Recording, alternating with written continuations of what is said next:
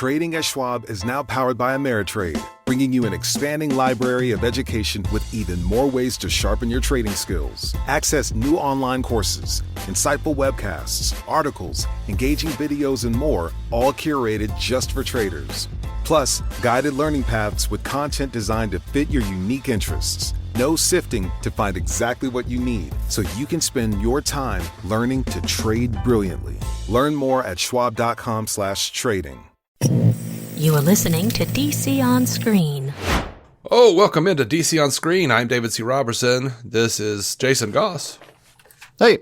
And as promised, we are talking about Superman 2 in our countdown to Superman 2025 is, I guess, what I'm calling it. James Gunn's Superman. And I do want to kind of apologize and also kind of just let you know as an audience.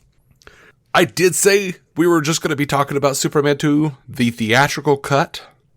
But after watching it, I had too many questions. Because you could see the seams so much.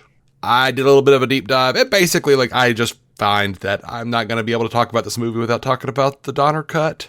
Right. Betrayed us is another way of saying that, but I understand. Oh, I betrayed you?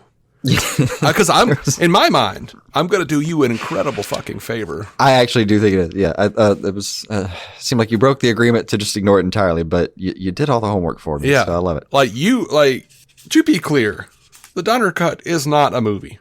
Yeah. The Donner cut is a novelty, full of weird choices that ignore the previous movie, that go back to his original script before the Salkinds made him change the first movie. Right. And ends in a way that doesn't make any sense for his movie, for his cut of Superman 2. But we'll talk about it. And I'm going to save some of you some time, I imagine. Or, revive curiosity. I mean, who knows? Legitimately, some of his scenes are better. Or most of his scenes are better. He just doesn't stick the landing. He just fucks it. It's weird. That is odd. As a cohesive movie, I think the Lester version, the theatrical version, is a better movie, which is shocking.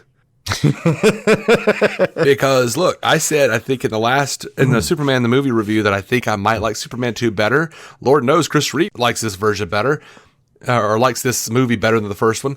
But going back and looking at it now, I don't know what I was thinking. This is right out of the gate. More galactic LSD trip. It's a lot. It's a lot right out of the first. It looks weirdly cheaper. Really bad cheaper on Krypton. And we get to see what Zod and company did kind of to get in prison, which not initially, but they kind of broke out or something, I guess. And then just kind of snapped a guard's neck and stood really close together while Zod very sassily snapped a crystal in half. Right. And they're standing really close together so that it'll make it easier for the hula hoops to capture them. It looks bad. I was embarrassed for them. Yeah. And it's clearly a very different version from the original, different inflections. There's no Jor-El.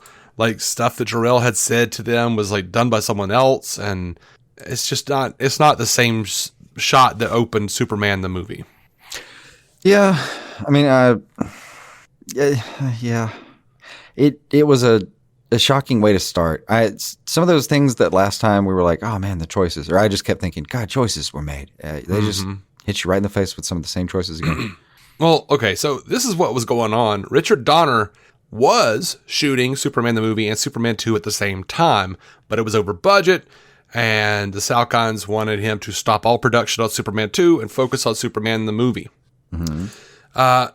And then they didn't like how he planned to end Superman the movie, which was to have Superman aim one of Lex's missiles into outer space. The missile hits the Phantom Zone criminals and releases them. So Superman the movie was supposed to end on a cliffhanger of the Kryptonite criminals showing up.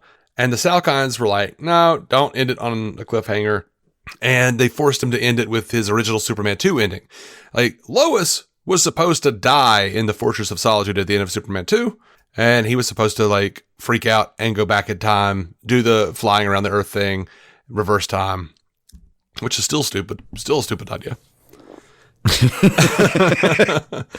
None of that helped. But he was going to undo all the trouble the Kryptonite criminals or Krypton criminals did, as well as Lois knowing his secret identity. Yeah. Which also, like, in the Donner cut, he does that again, and there are some especially interesting choices I'll get to on that one. But Richard Lester needed to shoot like 70 to 80% of the film to get a director's credit. I don't remember what it was back then. I've seen a couple of different... 70 is what I've seen repeated. I've seen 70% repeated, but then I've seen a few sources say 80. They couldn't get Brando back again, or they didn't want to, because Brando sued them in between and got a bunch of back end off of Superman 1 and 2, apparently. Right. So they scrubbed Brando from the film, brought in Superman's mom. She was not the original plan. And then we get just so much fucking recap, like, as the credits roll. That was a huge, huge letdown for me. Like, my wife was like, this looks like the opening of a damn TV show. Like the opening credits. Yeah. I mean, to that end, that first, like, the big logo burst, the very first one, is the first spot where I was like, oh, that actually looks good. And then pretty much everything around it, awful. As far as the CGI goes, it was just terrible. Like the overlaid scenes where they're walking around the fortress up first before the hula hoops. Like that, yeah, that's rough. The recap was... Oh, you mean like when they're walking around on Krypton? Yeah. Just that little intro scene. Yeah. I did love though, like Zod, narcissist, and like or whatever, and like Ursa, and like you're just like an enabler. And it's like, nah, you're just too dumb. We gotta kill you. Yeah. And then he seems to look off at the camera like, huh? Yeah. It's a good indicator of what you're in for. I think that off-camera nod. Yeah, man. And by the way, I'm not planning to just shit all over this movie. There are definitely things I like about the movie, but I'm not gonna lie, it was rough. It was rough going back for it. Yeah. I thought I'd enjoy it. Or I thought I'd enjoy the entire series more than I have, but it's just been kind of rough to get through. Yeah, like it's we'll get into some of that. It's I'm gonna point out everything I saw that I enjoyed as it came up. Yeah, but some of this is hard to watch. Like straight away, I'm noticing like the cinematography looks so much worse. And doing trivia, looking up the trivia, Richard Lester just fired the guy. He fired the cinematographer and was like, I don't like this. Yeah, I don't like this like epic sweeping thing. This like really, he's like, I want to bring it back to comic books. Yeah, the fuck. Yeah. So like what's funny is when you look at the Donner cut, there are tons of these scenes that Donner shot, and Donner shot way better. They look pretty. They look good. And Lester just like reshot them because one, he needed the 70%, but also he wanted to make it look shittier because he wanted to bring it back, make it more two-dimensional comic books. Just cheaper in general. Just stupid. Yeah. Just stupid. And it it cost the Salkinds money to reshoot that shit. Yeah. I don't understand. They seem to be worried about money only in portions of what they were doing. Yeah, and there was a point where, and it said in the trivia that I found that at some point the Salkinds reached out to Donner and said, hey, how about we do a co-directorship? And Donner said no. Apparently Donner also wanted to get rid of one of their producers or whatever, Pierre Spengler. Was that his name? And we had to look that up. And they were like, no, we're not doing that. Like, he's our boy. And he was also always on Donner about, cutting the cost. Cut the cost. Like, son of a bitch. Yeah, he had his own bone to pick about a way he wanted to do the story a little bit, and then he was just pulling plugs and while they were trying to shoot stuff, kind of just a real conflict out there, and he won. Yeah. So it's 8.5 minutes before we get into the movie proper. And we start off at the Daily Planet. We get this weird bit, like this questionable choice, because the entire movie is predicated on the idea that Clark Kent is entirely in love with Lois Lane. But we open with this bit where Clark walks into the Daily Planet and like does this little Barney. Yeah, he's open. He does this little Barney Fife smirk. It's like hitting on this woman named Alice and complimenting her blouse as she ignores him, and then he like walks away dejected. Yeah. Like, what was that about, dude? Yeah. He just, I don't know. It was the 80s. Hardly. It was very barely the 80s. I don't understand why that was an opener. That seemed like a choice someone, I don't know. Now, I would have pulled. So I guess it's to show that he's gotten a little bit, No, I was going to say a little bit more comfortable in the office, but I don't think that's going to help either. No. He does the same thing in the next scene. Yeah. I did really enjoy as Clark is hearing Perry explain what the terrorists are doing. Clark says, "That's terrible." Right. And Perry goes, "That's why they call them terrorists, Kent." Right. That made me laugh. And the bit where Perry's like, "Lois will get an interview with the hydrogen bomb titled 'What Makes Me Tick.'" Dude, I laughed, dude. That got me and my wife. We were both laughing about that one. But, then we get to Paris, which by the way, I enjoyed it more when you were doing it because in the scene, it's hard. There's a lot of my complaints are going to be very much that like, this is not a Superman power set. I don't know what this dude is, but he's not Superman, and these aren't Kryptonians. And the hearing powers. Selective, and it's weird. There's parts of this I couldn't get over. Like, why can you only hear shit when you're really hard thinking about it? And then later he's like, well, I can kind of hear. It just isn't. It's difficult to get my head around knowing that that's something that's so important for. Well, yeah, there are a lot of weird inconsistencies with the powers. Some of this they just made up. Like they went crazier than Silver Age shit, man. Okay, well, let me just say this in defense of this, and I don't like it. But the year is 1980. The movie released in 1980 in Europe, 81 in the U.S. Officially, I believe they're still in the Silver Age. Yeah, but that's not going to really.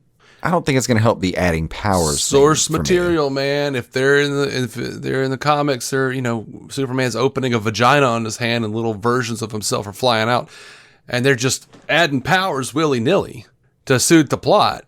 I mean, that's exactly what they're doing here. Yeah, in a way, I can give you that, and in another way, it's. I don't know that I'm literally pushing my glasses up on my nose and going source material.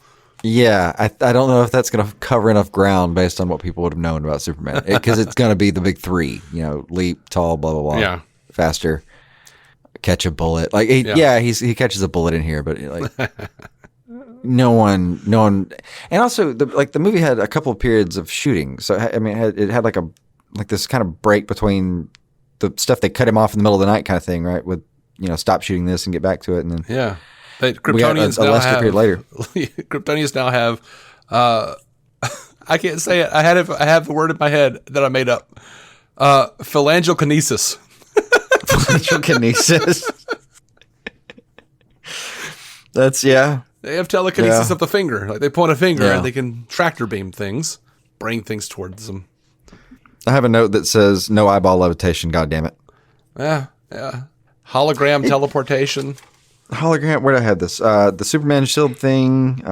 Pointing finger battle the whole pointing finger battle. Yeah. Which teleportation and holograms. Some combination of those. The pointing finger battle made me think is like this is the Kryptonian version of that. Oh God, what was that? Was it called Vice Principals? Whatever it was with Walton Goggins and Danny McBride, where they're just snapping at each other and going, "Shoot your shot, motherfucker." I haven't seen. That sounds good though. They're just snapping at each other's faces and being like, come on. Yeah, they'd be perfect for that. It'd be amazing. Yes. Terrible. Weird Kryptonian, exclusive to Superman 2 Kryptonian powers. Right. And all of that is, I didn't say memory kiss. That's the chef's kiss of the list of ridiculous powers. No, actually, I think there's very off-putting. There is a version of that in the comic, in the old Silver Age. Possibly. I know. There's a paragraph of stuff that he can do if you just go through the comics. I know it's absurd. Oh yeah. I'm willing to hand you that. Yeah. Let's say all of the stuff I just saw is somewhere in the comics. Mm-hmm. I still don't want it. Yeah. No, I don't either. Still a terrible choice. I don't either. So this opening scene where he's talking to Perry and then like the whole thing in Paris, that shit's not in the Donner cut at all. Like it opens at the Daily Planet, but the oh God, the bit where she jumps over the railing into the water. She does that. Yeah. She jumps out of a window in the Daily Planet because she's like looking at a fucking newspaper. She sees a picture of Superman. And she like draws little glasses on him and like keeps looking at Clark. And then she realizes, oh, that's who it is. So then she's like, hey, Clark, I don't think you're going to let me die, will you, Superman? She jumps out of the fucking window. And Clark runs downstairs and like looks up and blows wind up at her. So she slows down and he uses his eye beams to like open up one of those little like awnings off and catches her. And then she bounces into like a fruit stand or some shit. And then he like rushes back upstairs and he's like, even though in the Donner Cut, they don't have the footage for him to be like up at the window yelling at her and going, "Hey Lois, are you okay?" So like they got a stand-in to stand up there and pretend to be Clark. It looks rough, dude. It looks so bad. But that's right. And so did we get Niagara Falls instead, I guess? Well, they still went to Niagara Falls. In Donner? Yeah. She just didn't jump over the railing.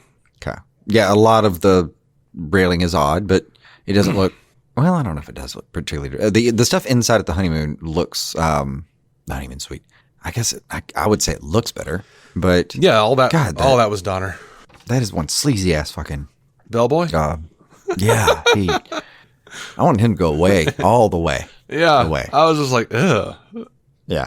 He reminded me they had like a similar bellhop, and I'm wondering now if they did that on purpose on The Simpsons to be like Superman 2, where he takes Homer and Marge to maybe it wasn't Homer and Marge, maybe it was Homer and that lady who he was afraid of having an affair with.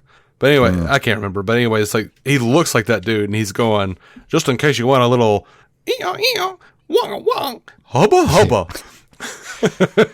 Yeah, it was something like that. Dude, Eli Hernandez is gonna know. Eli Hernandez will know. Bother me.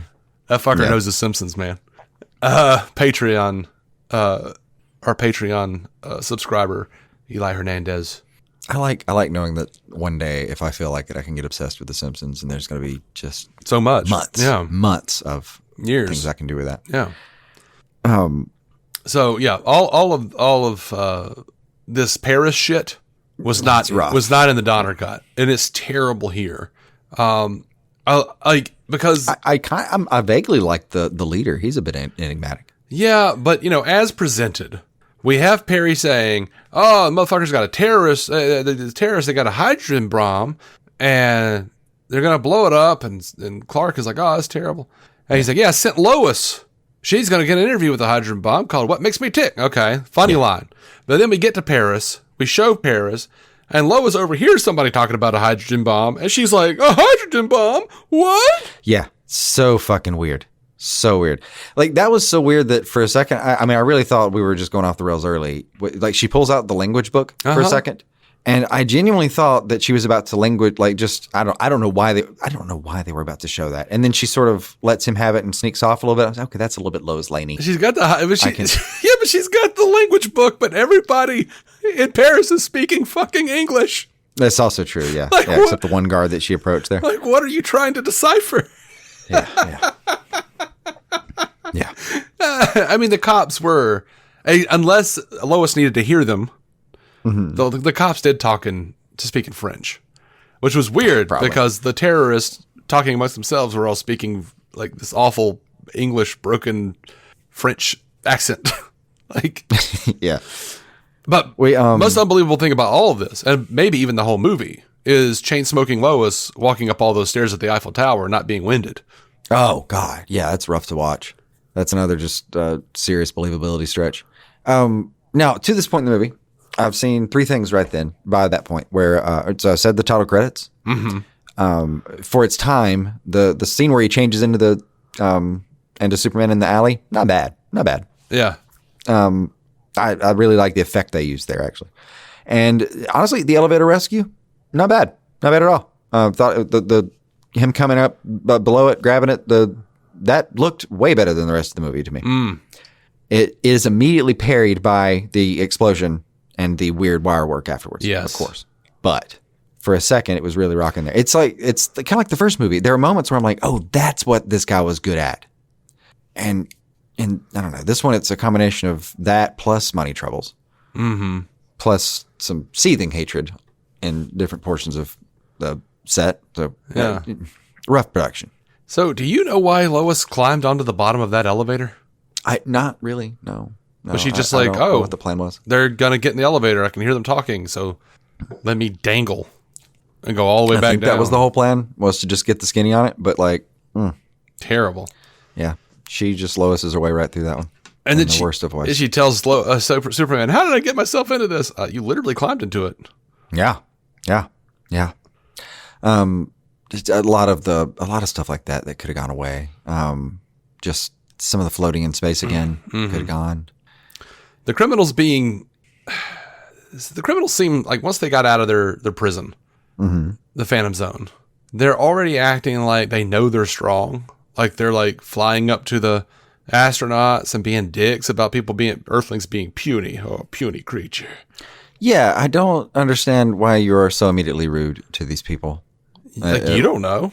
Yeah, I don't. I don't know why they sensed that. I don't know why the move was to just kill them outright. I guess we're supposed to get a sense of how evil and callous they are early on, but it's just cartoonish here. It's weird. Yeah. Also, going back, the thing where he stops the cab. Yo, that was so dumb. What the absolute hell? That's a Lester, by the way. That's total Lester. Is it? Okay. Yeah. I hate that. I hate every second of that. The best reporter in the company is just staring there, staring at it. They get out. He's broken the thing. The cab ran into him. Destroyed the fender. Destroyed the cab.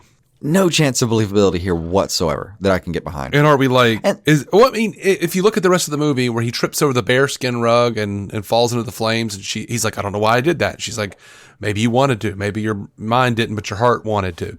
That gave me at least an excuse. Maybe that's why he stepped out in front of the cab, because Lois was watching and he was hoping she would figure it out. Maybe, but like, I could maybe give it that. I can try. But it's hard. The thing that I can't. It's not so much that it happens, it's that there's no reaction around it happening. Right. There's no way this cabbie just goes, well, that's weird. You just wrecked his... And I'm not trying to get greedy in real world here. I'm just saying, even in the presentation you gave me, there should be some, like, almost cartoonish yelling in the streets about my cab and don't just walk away from me. Like, some weird, kind of New Yorker kind of parody shit. Yeah, he's just like, hey, you'd have to be Superman to... Wait a minute, that motherfucker's Superman. That would have done. Yeah. Or Lois realizing then. Instead, but instead of that, we go in and we do this kind of oddish orange juice scene where I think you described this to me as the kind of overcorker. Oh yes, with the orange juice bit, and it won't surprise me if we see orange juice in Rachel's hands later, just some kind of nod like that. But like, does he crush his thumb in the fucking orange juicer? That's what it looks. Like, that's what it seems like. I can't, guys. Y'all don't understand how this works, and I hate to sound like, you don't understand Superman. Man, it's just not that. This is not. Unless he's trying to sell it and being like, oh, I got my thumb in the He hides it, though. That's the thing. He does it and he kind of he pretends it didn't. I think the idea was that he was supposed to be so strong that he could have done that to his own finger and it hurt. But that's not. Anyone can do that to the finger and it hurt. There's no. It's just. There's nothing there. I don't know why it's there. Yeah. I do want to point out that I was delighted to see John Ratzenberger back. Cliff from Cheers, the mailman. He was he played first controller in Superman the movie, and here in Superman 2, he plays controller number 1. Ooh. Those are his official credits. I was just happy to see him. I'm like, Cliff. Got himself lateral promotion. By the way, this is late enough. People will be like, well, they didn't know because we hadn't gotten there. No, we knew. They knew. Everybody knew. You can't fucking talk on the moon, y'all. Yeah. Everybody knew. They didn't care. They did some stupid shit. Yeah. And by the way, the criminals are on after they kill everybody and act like, oh, these puny pieces of shit. Then they're sitting there going, it turns out we have powers. Like, I don't understand. Yeah. Okay. So, I know you didn't have those powers on Krypton. Mm-hmm. I'll even go out of the way to say it like y'all say it. Krypton. Mm-hmm. Meet you in the middle with your weird Krypton. Krypton. The planet Krypton. Mm-hmm. I do like the planet Houston bit. Houston was good. I do really enjoy that. I did like that bit. I like the renaming. Actually, since it starts right there, my favorite bit in the entire movie is the bit where Ursa's just been picking up symbols and attaching them to her uniform the whole time. Yeah. It's just every time she runs across anything that looks semi-official, she's like, give it to me. Yeah, that's fun. That was something. I'm glad you said that because I forgot to even put that down anywhere. I noticed it late. There's the obvious bit where she rips it off and kills the guy. Just, oh man, why? But then later we have a couple. Yeah, later there was one shot where I caught it, and I think by then she's gotten like 10 or something. Mm-hmm. There's clearly been some off-screen. I don't know, man. It could be a co-manager to Denny's. I don't know what she was grabbing off people. Yeah, she's like Michael Douglas and falling down. Just Yeah, just collecting weapons and things and symbols. Yeah. Good. Man, this was a stupid part but I still liked it. Otis making the shadow bunny ears on Lex with the police spotlight. I laughed when Lex squeed. The squeeze kind of funny. I mean, it's a funny enough scene, but I hated myself for laughing at it though. 2 questions with Lex though. Well, in that scene, can you make a little sense for it? Why did Otis have to go? He says later that he has to be a ballast, but like, I don't. Is there a good reason I missed? Like he sends Otis out, which is weird. It's a weirdly blocked scene. Hey, head all the way out there, but they just got a light on him. It's just weird. It's weird on screen. Yeah. But he steps out and he grabs the little thing and then Gene Hackman walks like 14 feet over or less than that over 7 feet over. I don't know. I don't know why Otis had to do that little beat where he walks out first. Oh, he walks out first to detract attention from Lex. Like if anything goes wrong, they're going to think it's Otis, and then Lex can sink back into the shadows and not be in trouble. Okay. And I did laugh at the latter bit. I like it as he's like running past it and it swings back, behind him. And he goes back the other way and it swings behind him again. That was fun. Yeah. And that wasn't bad. I really loved, and I hate that I love it, Otis stepping on the rope and just like pulling the entire balloon down with every. I mean, that was just classic physical comedy, and I really liked that one. It has some bits that remind me of Andy Griffith a little. I don't know why. Yeah, I can see that. Some of the slapsticky timing a little. I can see that. Which part went in there was the the other bit with Lex. Is there? I just don't know why he's so sure he's the world's greatest criminal mind. I'm still not sure what he's done. I don't know, because like when earlier in the movie, when he and Otis are in the laundry room or whatever, Otis comes in and informs Lex, yeah, they can't even pick him up on radar. Every time they try to put it on him, he disappears or whatever. And he's like, where's he going? And he's like, north. And he's like, oh, north. And then 5 seconds later, he's like, oh yeah, the little black box in my quarters or whatever, my cell, it can track alpha waves. Okay, why'd you have to ask Otis what direction he's going in? Yeah. If you can already track him. Yeah. I'm confused. And it's a thing that happens in all of these things. Like every time Lex Luthor is in a movie, he's saying some shit that if you're not paying attention, it sounds like, oh yeah, motherfucker's smart. But if you're like, if you think about it for half a second, you're like, wait a minute, that doesn't make any sense. If he can track the alpha waves, why does he need Otis to tell him? But then, of course, like after Tessmacher gets him and they go to the Fortress of Solitude and he's listening to Lara or whatever talk about the Kryptonian criminals. He's like, oh, that explains the other alpha waves I've been picking up. All right, well, maybe you've been picking up some other alpha waves and you didn't need to know which way Superman was going. Know which one was him. I don't know. Yeah. I don't know. Without trying to do that thing where you ground the weird science in the movie, the science within the movie is hard. His plan doesn't completely make sense.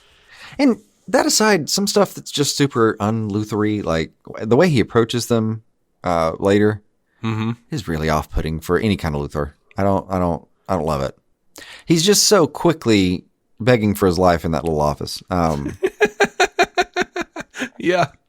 It doesn't suit me. Okay, you know? but when Superman shows up and Lex goes, Superman, thank God. Yeah. Zod just looks at him like, you worm. Yeah. I knew.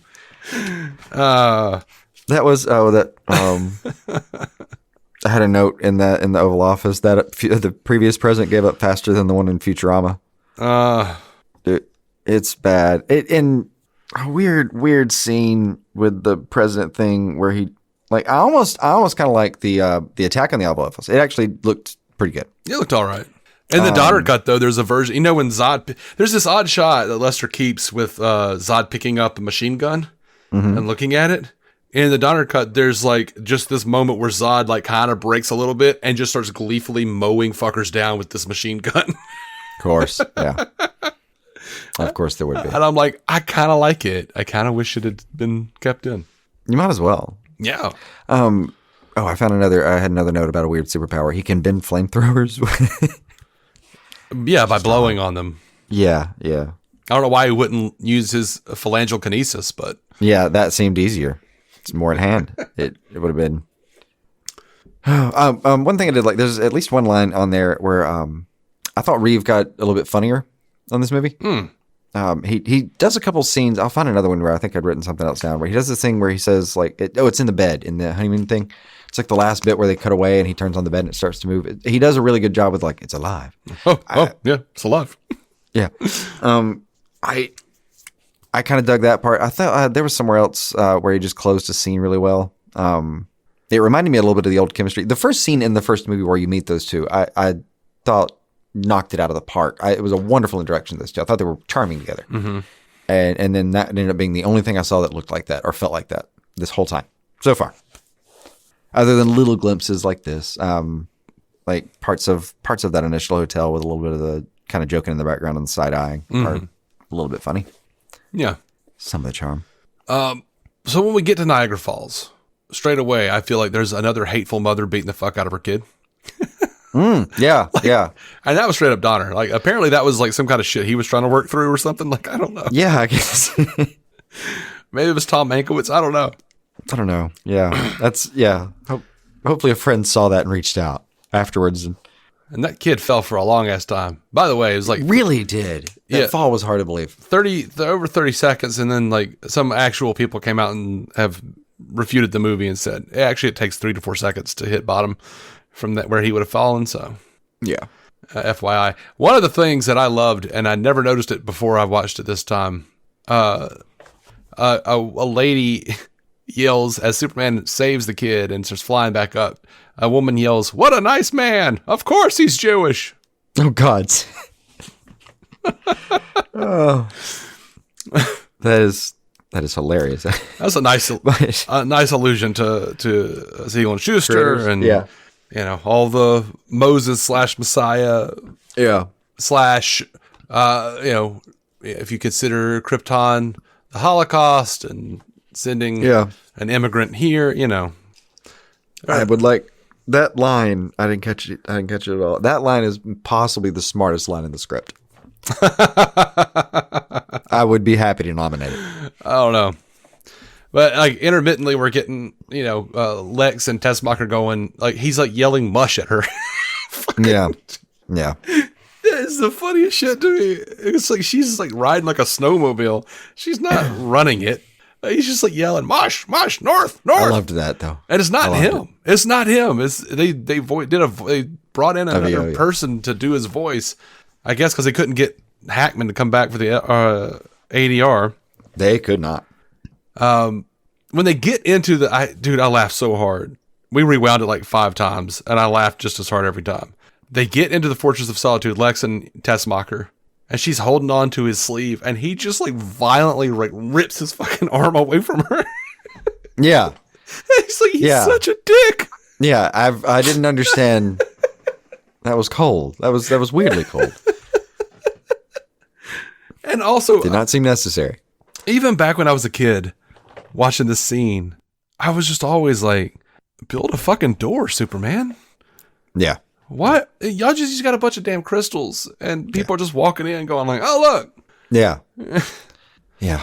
They didn't pull some of the stuff you really have to pull from like the big giant key, or at least the small one that's super heavy, whatever version you want to do. Sure. Like any of these basic security measures, I would have taken a robot or two. Sure. That'd have done. And those things existed in the comics, by the way. So those were right there. Yeah. Ready and willing. Yeah. Please use me. Use me, Daddy. Yeah. Yeah. But no. No. Spread me like butter, Daddy. So anyway. I did. I forgot. There was a bit about that kid. Like, did you hear the kid actually when he got back up? He says something along the lines of like again. It's sort of he came like, dude, that kid is a year later. They're at that kid's funeral. Yeah, and Superman's like, only one ride per customer. Yeah. Sorry, kid. Yeah. Oh, he won't be able to hear him famously now. And that boy grew up to create Jackass. Yeah. That was Steve-O. Yeah. I don't know. That was rough. There were just so many little moments like this that you can't. It's hard to get invested. Who was that guy for even a few minutes? Who was that guy who did Jackass? That is a name of one of the persons. It was. I remember that was named Johnny Knoxville. Johnny Knoxville's the other name. That was the guy, and the rest of it was someone that if you name them, I could maybe tell you if it was. I would 50% guess. There's like Doodoo and Donk Man and Wee Man. I don't know. You would if you said that confidently, I would believe they were. I don't actually know. I know Steve-O and those are the only names I would buck on. And I barely got Knoxville out. Yeah. I had that one ready. Yeah. But I'd read something recently. I love that Lex is like listening to Lara, whatever, Superman's mom, which, by the way, in the Donner cut, it is Jor-El. They have the footage. But the quote is the same. The Phantom Zone might be cracked by a nuclear explosion in space. And I'm like, motherfucker, that is specific. Yeah. He's like, yeah, oh my God, that's exactly what happened too. Yeah. I don't know what the direction was in this scene that it's hard to imagine for me.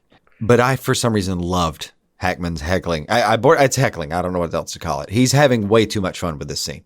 Yeah. But I enjoyed the shit out of it. It was one of my favorite performances of the whole movie is this scene with him. Mm-hmm. Parts of it almost seemed improv, like he was just trying to make the crew laugh a little. I don't know. It seemed warm. He brought it, man. He brought it to this character. As doofy and ridiculous as his Lex Luthor is at times, I enjoy almost every moment he's on screen. Yeah. I mean, even the thing later with the standoff, where powers get lost or don't, and all that. Everything that happens with him is awkward, weird. I don't know what to do with it. The writing is all over the place, but individually he does great with it.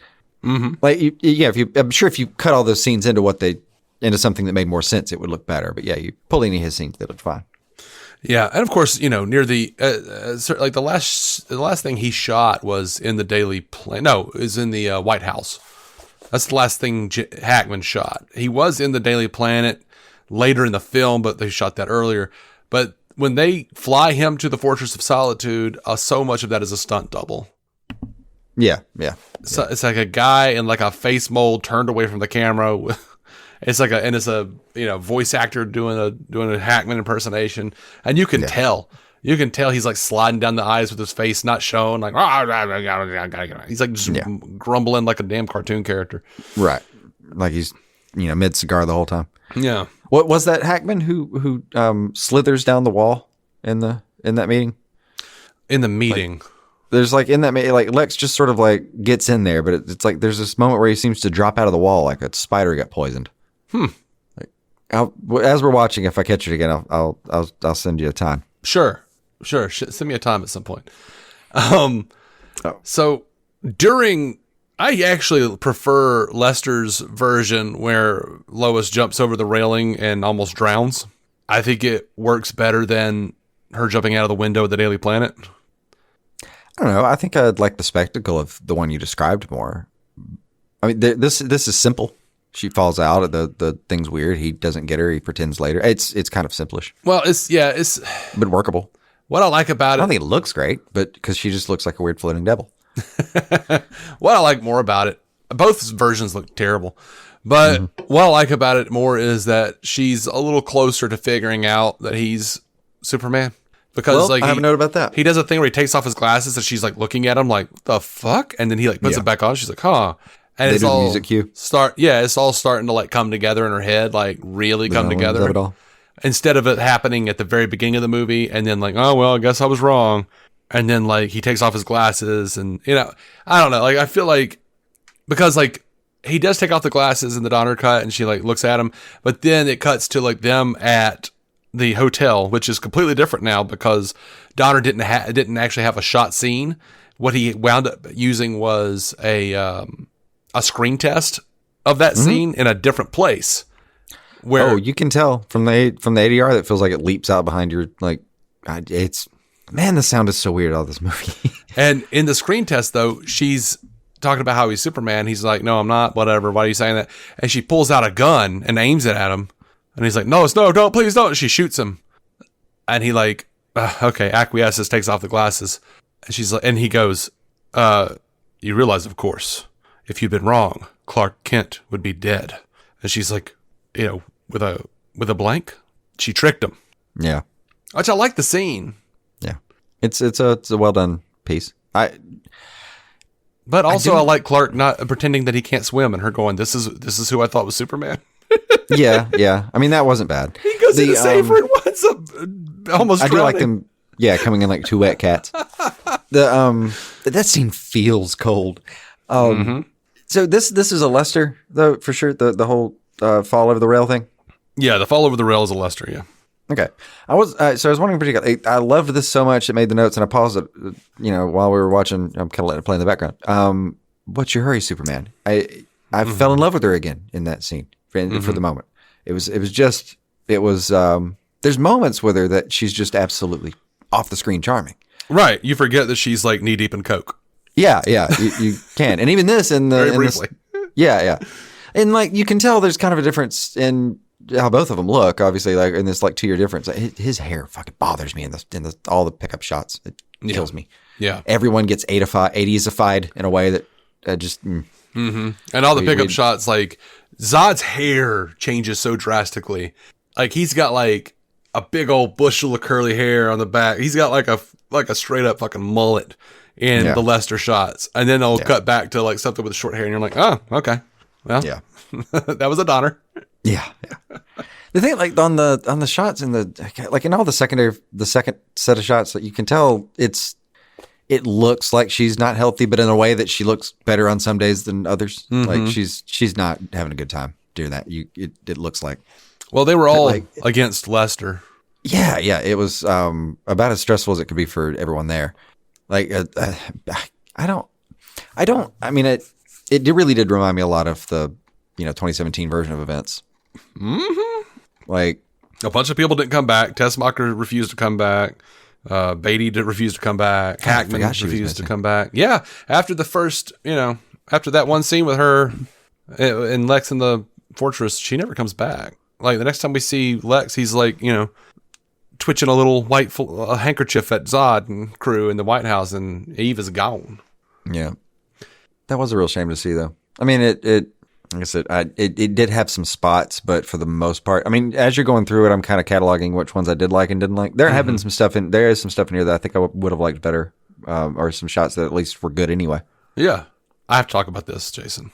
Go for it. Okay, he's fallen over the thing. His hand has gone into the fire. She realizes he's Superman. She tells him, "I'm in love with you." The whole thing, and he says, "I guess we really do need to talk." And then Clark says, quote, "We can't talk here. Perry's going to be calling any second." Yeah. What the fuck? That is some ADHD shit if I ever heard it. Yeah. Like, I'd be like, I can't go to the store right now. I have to go to work in 6 hours. Like, Clark, just don't answer the phone. You got to take Lois to the fortress. Perry can't contact you there anyway. Or do you can't unplug those things? Or do you think they just like that's a thing in a wall? It is. And do you think they just hung around awkwardly waiting for Perry to call to get it out of the way and then went to the fortress? Like, yeah, I really need to see that. I want to know. Yeah. Like, that was such a strange take. Like, well, let's not get started on this whole conversation. It's Perry's going to be calling any second. I didn't get that either. I mean, I got it, but in the exact way that I described it. Like, that's ADHD shit, dude. Oh, yeah. And I imagine if you're Superman and you can hear shit all over the world and you can hear people crying for you and all the gunshots and the crimes and the accidents and cranes falling from skies and shit, I imagine you're a little ADHD. I mean, sure, and a proper late 70s hotel phone cannot be helping. Yeah. That is a loud motherfucker, but that was rough. Now, a thing I liked in that scene, and I liked it in a way that I think was probably, I can't tell, I might be liking it in a way that's smarter than the scene is, but I love that she starts when it comes back to her, she starts with, "I'm sorry." He kind of says, like, "I don't know why I did that." They go into that a little bit. You already kind of pointed out, like, hey, that was their out. I thought it was a wonderful out. Like, maybe you kind of wanted to with your heart kind of thing. Mm-hmm. But that was before that's before his parents said, "By the way, if you're going to fuck a human." Yeah. You gotta meet one. That whole turn is completely bizarre. Like that's a whole That's all set right there. But at least in the moment, like when she first starts, she starts off with the "I'm sorry" part. I liked the idea that she understood the gravity of what had just happened and felt a little bit like, "Ooh, sorry, we just unpacked that." Like it's a lot. I like the acknowledgement. Yeah. So let's talk about the criminals, because that's where we are in my notes. I really did do it like beat for beat, like on my notes. Yep. The criminals show up in a small town. Right. We get a dumb shot of Non trying to use his heat vision and not being able to figure it out. That's all Lester. More powers I didn't love. Walking on water. I guess you could. Yeah, I guess he could. But just kind of really fly. And you didn't even do it that well. You can see the ramp. Yeah. And why would he do it? Because he's fucking Kryptonian. He has no knowledge of Jesus Christ. He had no knowledge that was going to mean jack shit to the guy in the boat, the fisherman, you know? Yeah. He just, but it's definitely like I will walk on the surface. He knows exactly what he's doing. And yeah. It's a strange beat, and I couldn't tell. Like the fisherman even does that little bit where he looks at his glass and throws it away. Oh, just old ass bit. Yeah, that old ass bit. I wondered if that was old even then, and I'm gonna guess yes. It was. It was. I've seen that bit done in like the 50s. In Mayberry, probably. Yeah. I mean, I don't know about. I don't think they had a maybe. Well, I don't know. I really need to do a rewatch. I know I've seen it. It's done in the Twilight Zone. Oh yeah, I'm sure. So that predates Mayberry. So fuck it. But then more confusing powers. Like that. Yes. She can do. Why does the snake bite hurt? Like he could just sense it. He could just says she's a I bitch. guess she just didn't like the aggression. She didn't like the snake's vibe. Yeah, she didn't care for the snakes. Well, she picked it up. Yeah. I thought they were gonna be friends. I thought that like she was gonna put it over her neck and that was gonna be her new buddy, and then it bites her and for some reason she gives a damn. Yeah. Because there's just no version of events that I'm willing to accept where she does. Yep. Oh, and they've already talked about molecular density and all this other stuff earlier in the film. I just. Yeah. And by the way, they did straight up base her on Feora. They just didn't want to fucking pay the person who created her. Of course. Yeah. Anyway, they had to call her something else. Costs were cut. So here's a thing, and I yelped when I saw this shit because I was just like, clearly not, and I had to look it up to make sure that I was right. It's something I never noticed when I was a kid because I didn't know what I was looking at. The fucking sheriff. The sheriff in the police car. That guy was Clifton James, the late American actor Clifton James. Mm-hmm. And while it's not stated what his name is, he is playing a character named J.W. Pepper. Okay. In circles online, there are those who consider Superman 2 to be the third part of the J.W. Pepper trilogy. The character previously appears in James Bond films Live and Let Die and The Man with the Golden Gun. All three were written by Tom Mankiewicz. The character was created by Tom Mankiewicz. Oh. And since me and Bethany did Breaking Bond, we knew J.W. Pepper, awful Louisiana racist sheriff who would get into persnickety situations with James Bond. And here he is. Training new recruits to be just as cantankerous and persnickety. You gotta learn to kick ass if you want to be a peacemaker, boy. Yeah. I was so happy to see him and so sad to see him. Oh, God. So it's a cool, it's a cool beat. It's a cool sneak. I like it being in there. It adds something. It's weird enough. It's weird that they combined these universes, I guess, with this dude. Yeah. I mean, they both shot at Pinewood. So there are pictures of Chris Reeve hanging out with a clown-faced 007, Roger Moore. Yeah. And in theory, somewhere out there, he's stopping some British dude while all this must be happening in the background. Yeah. So I do love how put out Zod is with Non rolling his eyes and shit. Yeah. He's also really annoyed with Ursa. Annoying. He's just annoyed with Ursa doing her stupid shit and Non doing his stupid shit. Yeah. He is very nonplussed with everyone. And then we got this little shot, this little weird bit where like Lois and Superman have gone to the fortress, and Lois says, "I guess I should be freezing, but I'm not." And I'm like, "Yeah, I don't know why you're not, because Eve Tessmacher was freezing the whole fucking time. She was shivering in her giant coat the entire time." Yeah, but okay. Yeah, didn't understand the wardrobe choices there being different. Does the heat only come on since the Superman is near? Yeah, it's an early Google feature. It doesn't have a door. It doesn't have a door. He doesn't let anyone in, but it's going to be cold, damn it. His natural heat just warms the place when he's there. Yeah. By the way, you haven't gotten to the Oval Office yet, right? No, not officially. Okay. I'll wait for that. Okay. So we've got like Zod.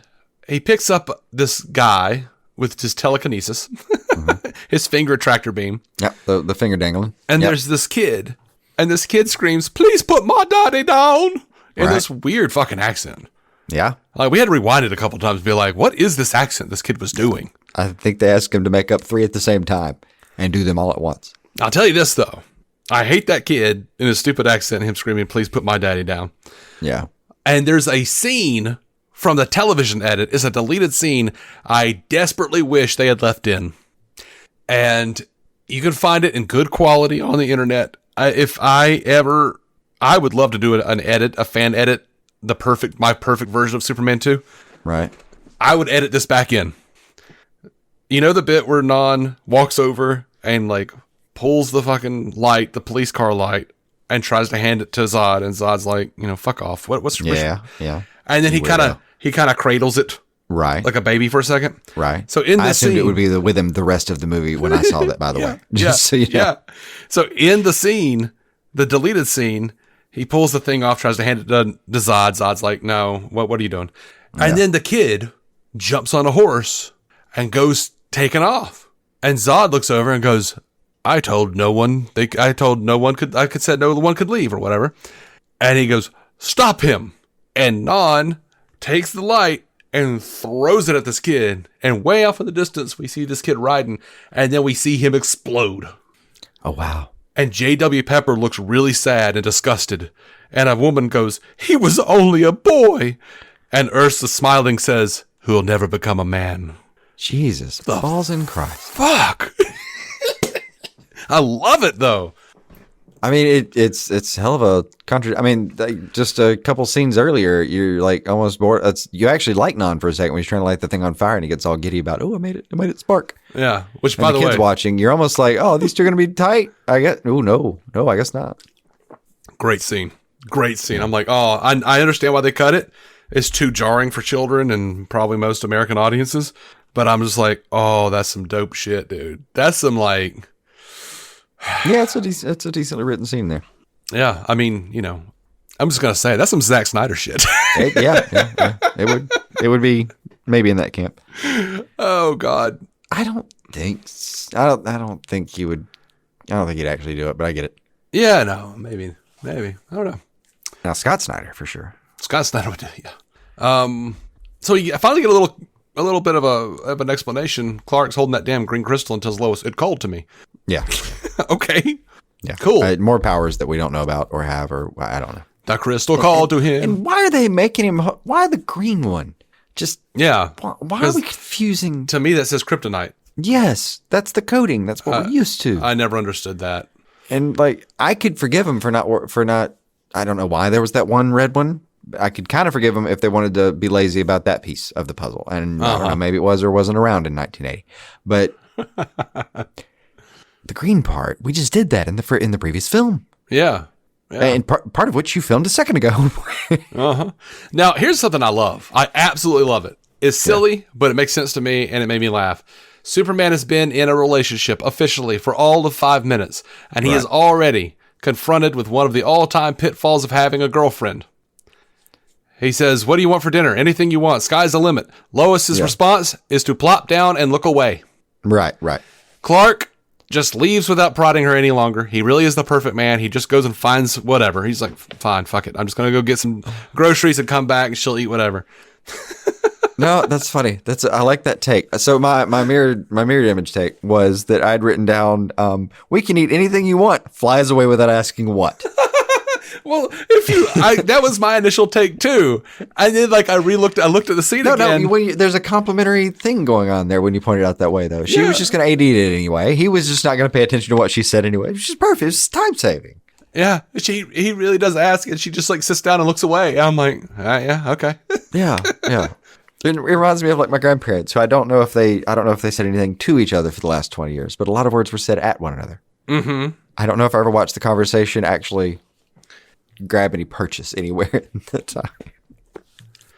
Yeah. So back to the small town in Louisiana.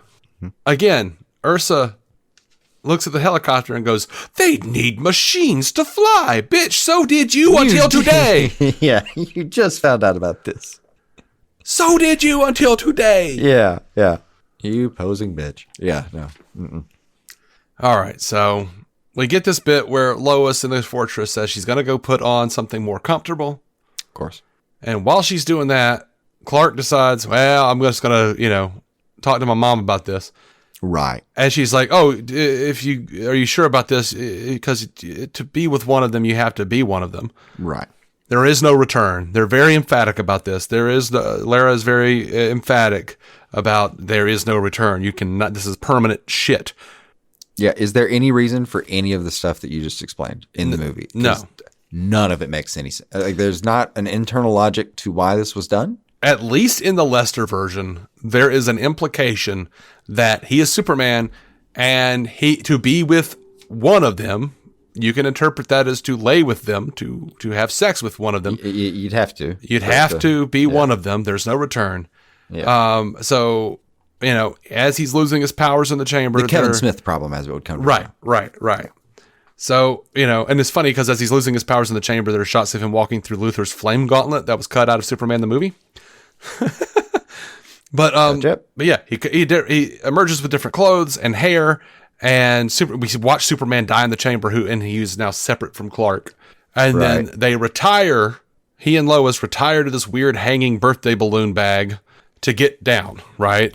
Though the clothes change, by the way, is I have a note at the clothes change part. It says, and his clothes change. What the fuck? I have to stop for a minute, and I did. I continued 2 days later. I stopped and walked outside at that juncture. Yeah. Now in the Donner version, it's very different. You can't imply that he can't have sex with her unless he's human in the Donner version, because first they get down. He beds her as Superman. Yeah. And then the weird 70s bed. And then Lois wakes up and she wanders out. And by the way, she is wearing just the top part of his Superman suit, and it's hot. She's got like high socks on and just the Superman suit. And you're just like, oh, damn. But she watches Jor-El and Cal discuss how he's got to become human and can never go back. They don't explain it. No. There's, I didn't catch a thing. Or, I mean, I kind of wrote down like, it's not explained in either version. How did we get here? Like, I'd written down like, you must be wanting them to be with her. Why? How did we get here? And then other questions. So it led into this whole problem I have with Lois that starts there. Lois just watches. She internally has absolutely no reason to think that it has to be this way. She was just a second ago like, oh man, good for you. I guess both is a thing.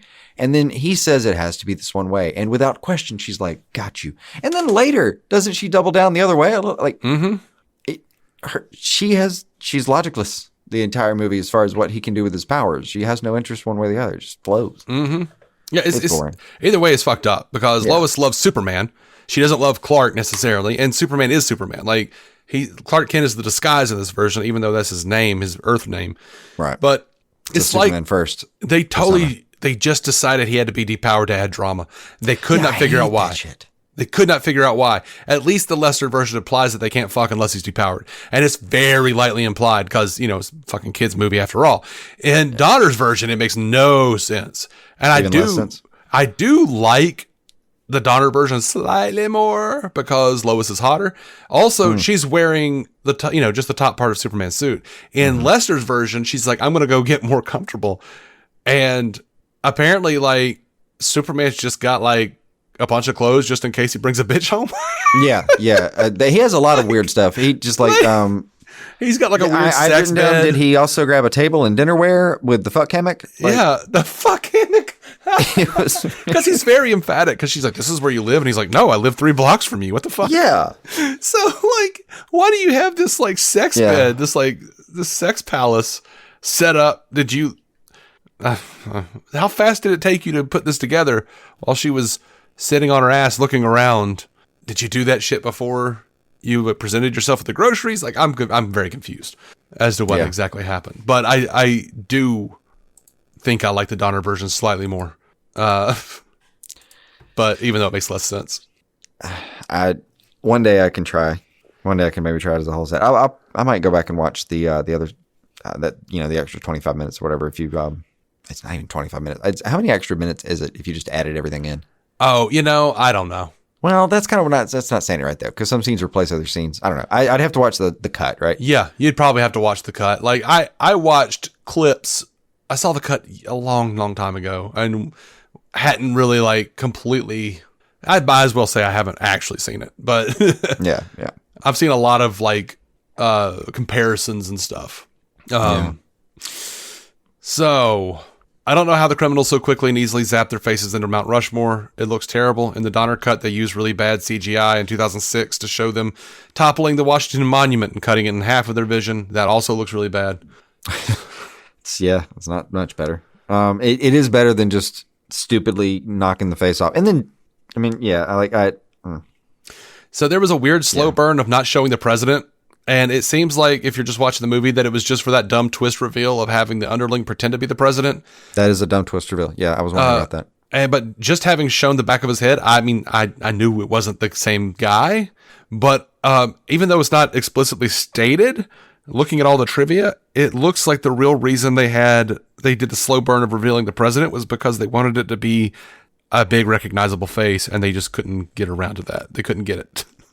Oh, okay. Yeah. So they just bought time and then had to do it anyway. According to what I could tell, there were at least two bigger names that they wanted, and then they got another guy who I've never seen anything else. I don't think I may have. Yeah. I think he reminds me vaguely of the mayor in Ghostbusters, but that's just maybe a dude. Me too. Fuck. Yeah, theme in my head. That's so funny. I'm glad you got there too. Yeah, dude. Yeah, absolutely. I wasn't even gonna say it because it's so stupid. But I absolutely had the same thought. Like, I always do the same association where it's the damn mayor from Ghostbusters. Yes. That's great. That's so weird. That's so weird. That should not have been a thing. There's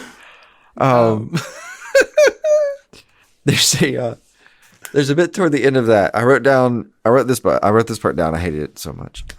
His speech at the end, Zod, after he's taken over from the body double and the unknown Ghostbusters mayor dude. He says, he's stupidly too. There's so much posing in a lot of this that's just awkward and strange and not lovable. But he says like, I win. I always win. Is there no one on this planet to even challenge me? It's just fucking lame sentence altogether. But I hated it. I win. Win what? What? I always win. You were just in the Phantom Zone, bitch. You just left a loss. And then, is there no one on this planet can even challenge me? You just met like 4 people. Yeah. And most people could have knocked J.W. Pepper out. I mean, come on. Yeah. I mean, his twerpy little assistant, that was not a big win, man. Like, calm down. No, when the president kneels and says, "Oh God," and he goes, "Zod," I actually did love that. I felt like that was perfect. You had to do that. It was obvious, but I had to see it. It's a good bit. I'll take that one. But when Lois and Clark are in the diner and Clark just got the shit kicked out of him, and then the TV is on and he's like, "Son of Jor-El, come kneel before Zod." There's a bit where he just like he says, "Kneel before Zod," and then he pushes the president hard, and then looks back and just goes, "Zod!" Yeah. And it was like he worked himself up just hard enough to yell Zod again. It was like Will Ferrell doing damn Robert Goulet. It just made me laugh so hard because it was so dumb. There's a couple moments where it doesn't work out. For the most part, he plays this very straight, and I kind of loved it. There's a couple over the tops like that, and a couple of moments where the overall effects of what's happening just kill. It doesn't matter what he said, but it's not going to work next to that. Like flying through the air and doing weird shit sometimes.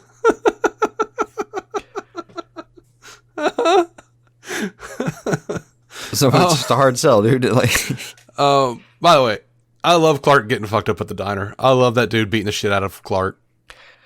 Yeah. Because it's such it's like immediate. This is what I hate so much about watching these movies right now and I'm glad we didn't. I'm glad we didn't because I would have been so mad. That's the least fucking Superman thing I've seen in a long time. Yeah. He just he goes human and he goes completely to the dark mode. He turns into a bro just in seconds. I mean, enough provocation to be very mad, of course. But like, yeah, I just don't buy that the Clark Kent that I knew. It's like all the testosterone rushed to his head all at once from just being biological. I don't know, man. I'm fine with that because, and here's why. This is not the Clark Kent you know. This is Superman who has given up his powers, and he even says it while he's bleeding out on the floor. He says, "I'm not the man you fell in love with." He knows, and he wants to prove to himself when that guy is hitting on Lois that he could still protect her the way that he protected out her. of the scene. Yeah, and he can't. Well, I think I'd written down somewhere. I'm having trouble finding that notes. Like, I know what they were going for in the scene. And I like it. Like, he should get his ass beat. Especially like, he's supposed to. There's some execution there that was good. So, you're seeing he's physically getting the news feed of the shit he's missing out on, like what he's fucked up, where he's But I read that more as regret. Like, I'm not the man you fell in love with. I like his regret of, I fucked up. Oh, he already knows, dude. But I definitely buy him getting his ass kicked because this is again the in-universe explanation here of in this universe, this Superman has never really been challenged. I don't think he's been in a real fight. But he's also such a Boy Scout. Take note that he's like, "Well, step outside," and as he's walking away, the dude like just punches him in the back of the head. Yeah, absolutely. I mean, yeah, but when he does get back into his groove and square up, he is not winning this fight. He gets his ass beat, and I'm perfectly happy with that. This is not a guy who's really been challenged. No. He came off. He didn't even have a fight in the first one. Lifting the truck, right? Yeah, he didn't even have a fight in the first one, dude. He flew up for some rockets. Yeah, he's only ever fought feeling very ill the entire time he's been on Earth. Yeah, he got a little woozy and then he took the rock off. Right. Yeah, that's the only adversity we've seen him go through so far. So yes, he gets his ass beat by the trucker in the diner thing. Yeah. But then, like, what's even worse is like Lois is like, "You are the man I fell in love with. Oh well, I'm gonna use the car and drive back to the city. You can walk back to the fortress, right?" Yeah. Why? Like she does. That's another spot. She does nothing to convince him to. First, she didn't convince him to change his mind, and then she didn't convince him to change. She just goes with whatever. Yeah, like she's like, "I don't know. I don't understand your bullshit Kryptonian crap. I don't know. There's no." And then fucks off, like you said. Like there was no reason for you to do what you did. I don't understand. I don't know. And this is one of these things that all these movies, so many of these early movies up to 97, because they did it in Batman and Robin as well a little bit, or they started to, and then they dropped the whole line. Yeah, there's this idea that like in order for the superhero to fall in love and be in a relationship, he cannot be the superhero. Yeah, he has to be humanized somehow. And they had to I don't know, maybe it's time for me to give up Batman, Oh, maybe I'll let Vicky into the Batcave and ruin all of that. And, well, he was still Batman at the end of that movie, so, of course, Vicky's not going to be in the movie the next time. Right. And, now it's Selena, and, well, that's not going to work out. And, no, it's got to be Chase. I'm going to just shutter the whole thing. It's like over and over again, that's the narrative. And it started with Superman 2, essentially, where it's just like, oh, to be with her, you can't be what you are. You have to change. And maybe that's some weird patriarchal shit, where it's like, oh, to be with a woman, you've got to completely change everything she fell in love with in the first place. She's going to change that shit. It's been a TV trope for forever. Yeah, maybe it's that. I don't know.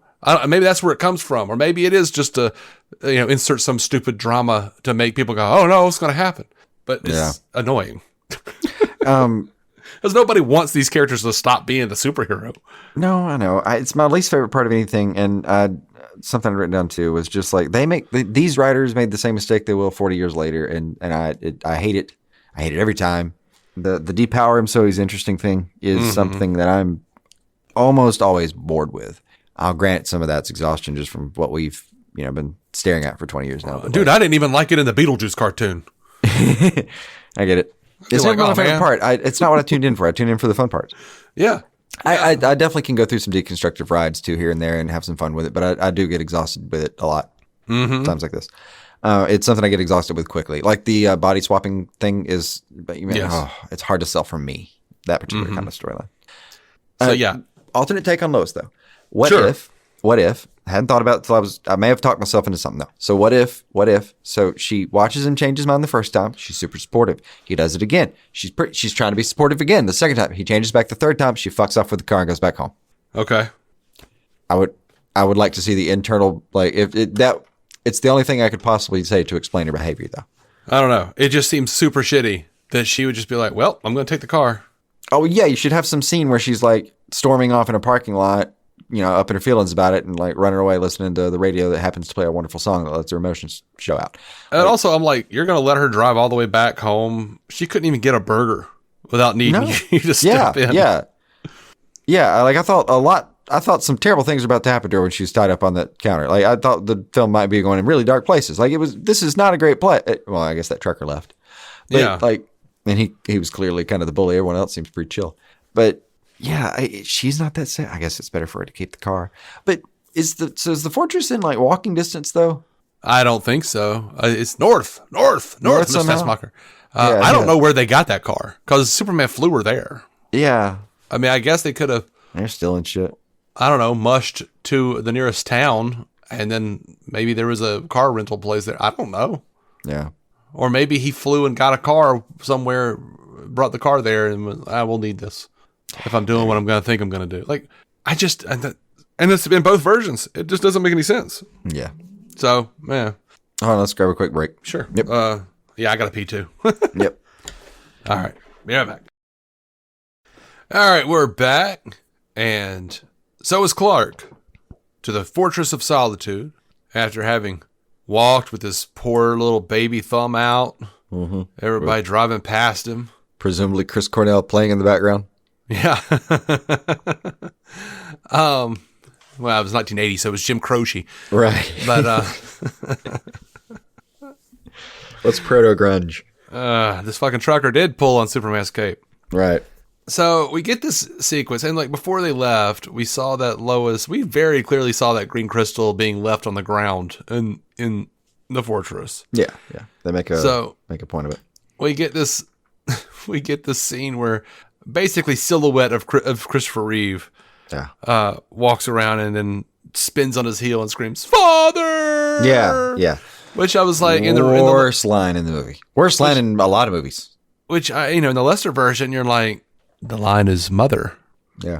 Oh, it's playing right now, actually. There he is, father. He does this groping thing with his hand. It is bad on every level. I hate it. It does. And it's totally not Chris Reeve. Like, not the far away, the wide shot of the guy in silhouette. Like, that's totally not Chris Reeve. The guy groping isn't? Yeah. Well, yeah. I mean, there was a version of it that makes sense. This is in the Donner version where he's, like, yelling father because he actually did talk to his dad before. But here he's like, father, and he gets nothing. And then he like looks over and sees the crystal, and it's all silhouette because it's a reshoot. And, but the Donner version, which is better, Jor-El pops up, and he's all like, it's all dark and shit, and he's all looking kind of rough, and he's like, okay, so there's a way, but you'll never see me again. This is my second death. I'm using all the remaining energy of myself and the fortress to give you back your powers. We get no explanation in the Lester version. He goes back, he sees the green crystal, and then we cut away from Clark and Superman's journey, and is, Lex whimpering and saying my fullness to Zod and shit and making me laugh. I mean, it was funny. Yeah. When he said my fullness, I laughed and wrote it down. Of course. So Lex wants Australia. Of course he wants land. Jesus God, why the fuck does he want land? Some fucking land fiend over here. He really loves it. What good is land when you're never going to be able to do a land war with it? Like he's just, I don't know, man. He's just picking a retirement community at that point. I mean, Australia's not bad. He's like, Australia, the entire place is beachfront property. Yeah, land, my boy, land. Yeah. Fucking Lex, dude. Hell yeah. When you get rid of any enemies, you just send them inward. What's there will take care of it for you. And we get this nice little bit where Ursa says to Lois, what an undemanding man this Superman must be. I kind of agree. Yeah. This is not my favorite Lois, man. Margot Kidder is just not my favorite Lois. They quirked her up too much. They kind of made her she's just too much. She's extra as hell. She is. We get Superman showing up, Luthor, hilariously. Superman, thank God. Because Zod's straight up about to kill Luthor. Like, all right, let's kill him. No, you'd kill me. Lex Luthor, greatest criminal mind of this time. Shut the fuck up. Yeah. You're dead. Yeah. At this point, I found it necessary to point out that Non's noises are gross and painful. They are. I hated, there's a couple when he's flying that are just grunts. Mm-hmm. Like, not even grunts that, it feels like they ask him to make a weird sound. Yeah. Now, this was shot by Donner, but he didn't like a bunch of the shit, apparently. Which one are we on now? When they're fighting in the streets or whatever, I don't know exactly who was Donner and who was Lester. Because, so we've got Superman and the Kryptonian criminals fighting, and then at some point, the Kryptonian climax, criminals, right? They get in the street and they're blowing. Right. And everyone's blowing away, everyone on the street. And there are all these stupid gags. Yes, I assumed that was Lester. I have seen trivia that said it was Lester. I have seen trivia that said it was Donner and that he argued against it and they made him do it anyway. In Donner's cut, those stupid gags are not in there. In the Lester cut, they are. And they do seem very Lester. So I'm not sure exactly what went down. If we're just talking about like, you know, was it more of a John or a Paul sung kind of feeling? Yeah. That very much it feels like Lester. Yeah, Lester. Well, the Salkinds were bothering Donner to make more humor, more doofy ass humor anyway. Right. The whole time. This is why he gets Matilda style thrown, and Zod does at some point into a billboard or a light post or whatever that was. Look, I actually wrote down the toss into the giant Coke sign looked good as hell. For real. I liked that one. I think I wrote something like "Enjoy a fucking Coke, Zod" or something. Speaking of just so much advertising in this movie, that's where there's a spot where there's a note I had earlier where I'd written like, "Oh, funny, that's cool, that's great." So Marlboro was making so many deliveries in the 70s, 80s that they had their own trucks. Yeah, dude, Marlboro was the primary. That was the smoke. They were the primary sponsor of this movie. Yeah, they were the biggest sponsor of this movie, and because of how much Marlboro bullshit was in this movie, it actually went to court. God, like that's people, great. There was an investigation over all this. I almost opened the show with, "Here's our review of Marlboro Presents Superman 2." And I forgot to do it. Look, I'm surprised it's not JVC. They seem to be the ones who've been in both. I think Marlboro was represented in the first one as well. But yeah, they definitely showed out in this one. And I was, initially I was just thinking, man, that the Marlboro van just kind of, it stands. Initially I was like, that's good advertising though. That thing really stands out in the background. Mm-hmm. And then it becomes a set piece later. Oh, okay, that's why. Yeah. Now they had plans for that van. Of the humor, I have to say, so many ads though everywhere. Oh, definitely, dude. They go to the bars. They're like, there's so much advertising. To some degree, I'm okay with it because it also takes me out of a movie when you can't see any advertising anywhere. And I'm like, I go out in the street and like I walk outside of my house and there's like a McDonald's wrapper laying in my yard. Yeah. And I didn't put it there. Yeah. Like, I mean, I assume because we live in a damn bowl, I assume it just like flew and got caught, but right. Got sucked into the bowl. But like, there's advertising everywhere. You go to a bar, you're going to see Budweiser signs and Heineken signs and all that shit. I know. So, I think that's my favorite middle ground is where people just make up companies. Yeah. But have it ubiquitous like you would. I get aggravated when I'm like, oh, there's Clark sitting down for a big bowl of Cheerios. Mm-hmm. Like, no one knows what a Cheerio is. It's clearly like, I'm like, looks like Ma Kent shops at the Aldi. Yeah. I mean, I guess they would. They're not rich people. They're poor. Yeah. I saw a number of This scene is playing in the background. It is rough. He just caged Non. She literally just says he's caged Non. Like, how did that cage Non? It didn't, because he flew. He was right. He was free a second later. Yeah. So yeah, you got like I did really laugh when that stupid woman from the Daily Planet was watching with Lois, and she's like, "The big one is just as strong as Superman." And Lois just like knocks her into the other room. Dude, that was taking me out so bad. They are so into this battle. Like that's another just in universe. What the hell is, dude? You just got new fascists installed. Like you just learned about you're literally an owned planet now. You met these people yesterday. Or no, wait, not yesterday. He says, because he says earlier, like, just like the day before and the day before that, I was bored. Yes. It took Zod no time to get bored as shit. Yeah, 72 hours later, and he is just done with his fucking planet. Wants to play with Superman. But all right, so let's say he's been there for like a week or so. But anyway, you just found out that this is the new ownership, and you're just like, oh, look, they're a bit strong. It's too playful. It's way too playful to have anything even. I hate how much there are moments where I'm like, I feel like I sound like I'm trying to ground this movie, but it's just not. It's so far into the suspension of disbelief. Yeah, like that lady is just clearly there to give Lois something to do because she like takes care of Lois when Lois seems like she's gonna fall down later, and Yeah. she doesn't seem like a bad person except for that one scene where they just needed to have Lois do something and be against something, so she's just gonna punch this Luine character because she was like, "Oh, the big one is as strong as Superman." Like, It's just going to be a friend of hers that she dragged into the movie. yeah. And then you got the people on the street who are like kind of bloodthirsty and kind of being like, "Wow, yeah, let's get him, Superman, yeah." I don't like any of the cheering with the street things. But then when they were like, remember they're like, "Hey, they killed Superman. Let's go get him." I'm like, "What the fuck do you think you're gonna do?" But I like their spunk. I did like the spunk on that. That's when the crowd was finally acting like a normal crowd, I thought. Well, we got like a woman screaming "my baby," but she's not moving her mouth. Yeah, she's not, and I'm not moving. Yeah, and speaking of that, dude, there's a bit with the bus 4 where feet to Superman the left, right, front, or back. Absolutely Would have gotten you out of that. And there's a bit where Superman is watching them with the bus, and he's like, "No, don't do it, the people." And I'm like, "Go get them, Superman! Just stop them." Yeah, fly over there and stop him, dude. Oh like, God, Jesus. he just got smacked by a sewer lid into a Kentucky Fried Chicken basket. Yeah, and we got 2 different gags with 2 different guys on the payphone. As the payphone is blowing away and the cord is ripped, they're still talking and laughing on the phone. Yeah, we got a couple. One woman, the woman loses her wig, the man loses his hair.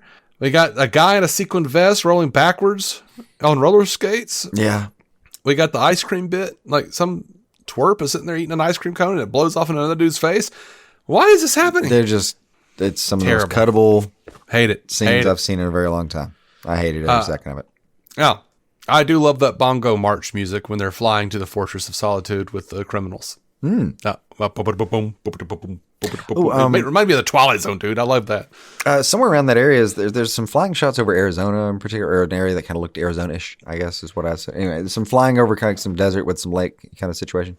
It looked fantastic. Like 1 or 2 of the flying scenes are just great, and I don't know what happened with some of the rest. I'll tell you this. It's weird.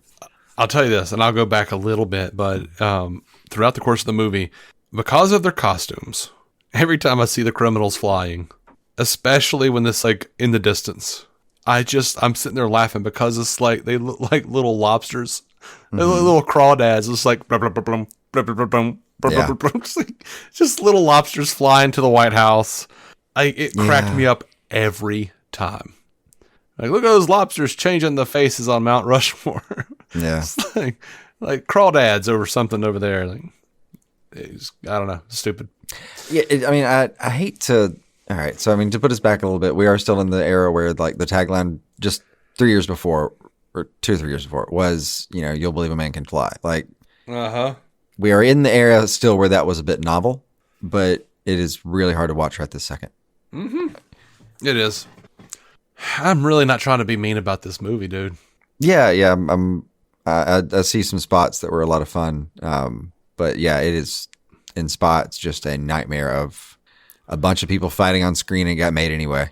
Like, that's the other thing the only thing I feel bad about is any part where it feels like we're making something that's loved or nostalgically loved or anyway. It's not that anyone involved here. It feels so disjointed that it would be hard for any one person to feel like they saw through this product that they made called Superman 2 and be really mad about a critique here. Yeah. Everyone love seems it. to have abandoned it spiritually at one point or another. Yeah. I love it in a way, and then I did not remember it being this bad. But what's funny though is that, like, when I don't know how I felt about it, honestly. When we started this podcast, I had a certain view of this movie. And it's been probably at least 10 or 15 years since I've seen this movie. And there's been a lot of stuff that's come out since. And, I had my frustrations with these movies over the years, particularly in the Snyder years when people could not get over Richard Donner. And everybody was like, it's got to be exactly like Richard Donner. Chris Reeve.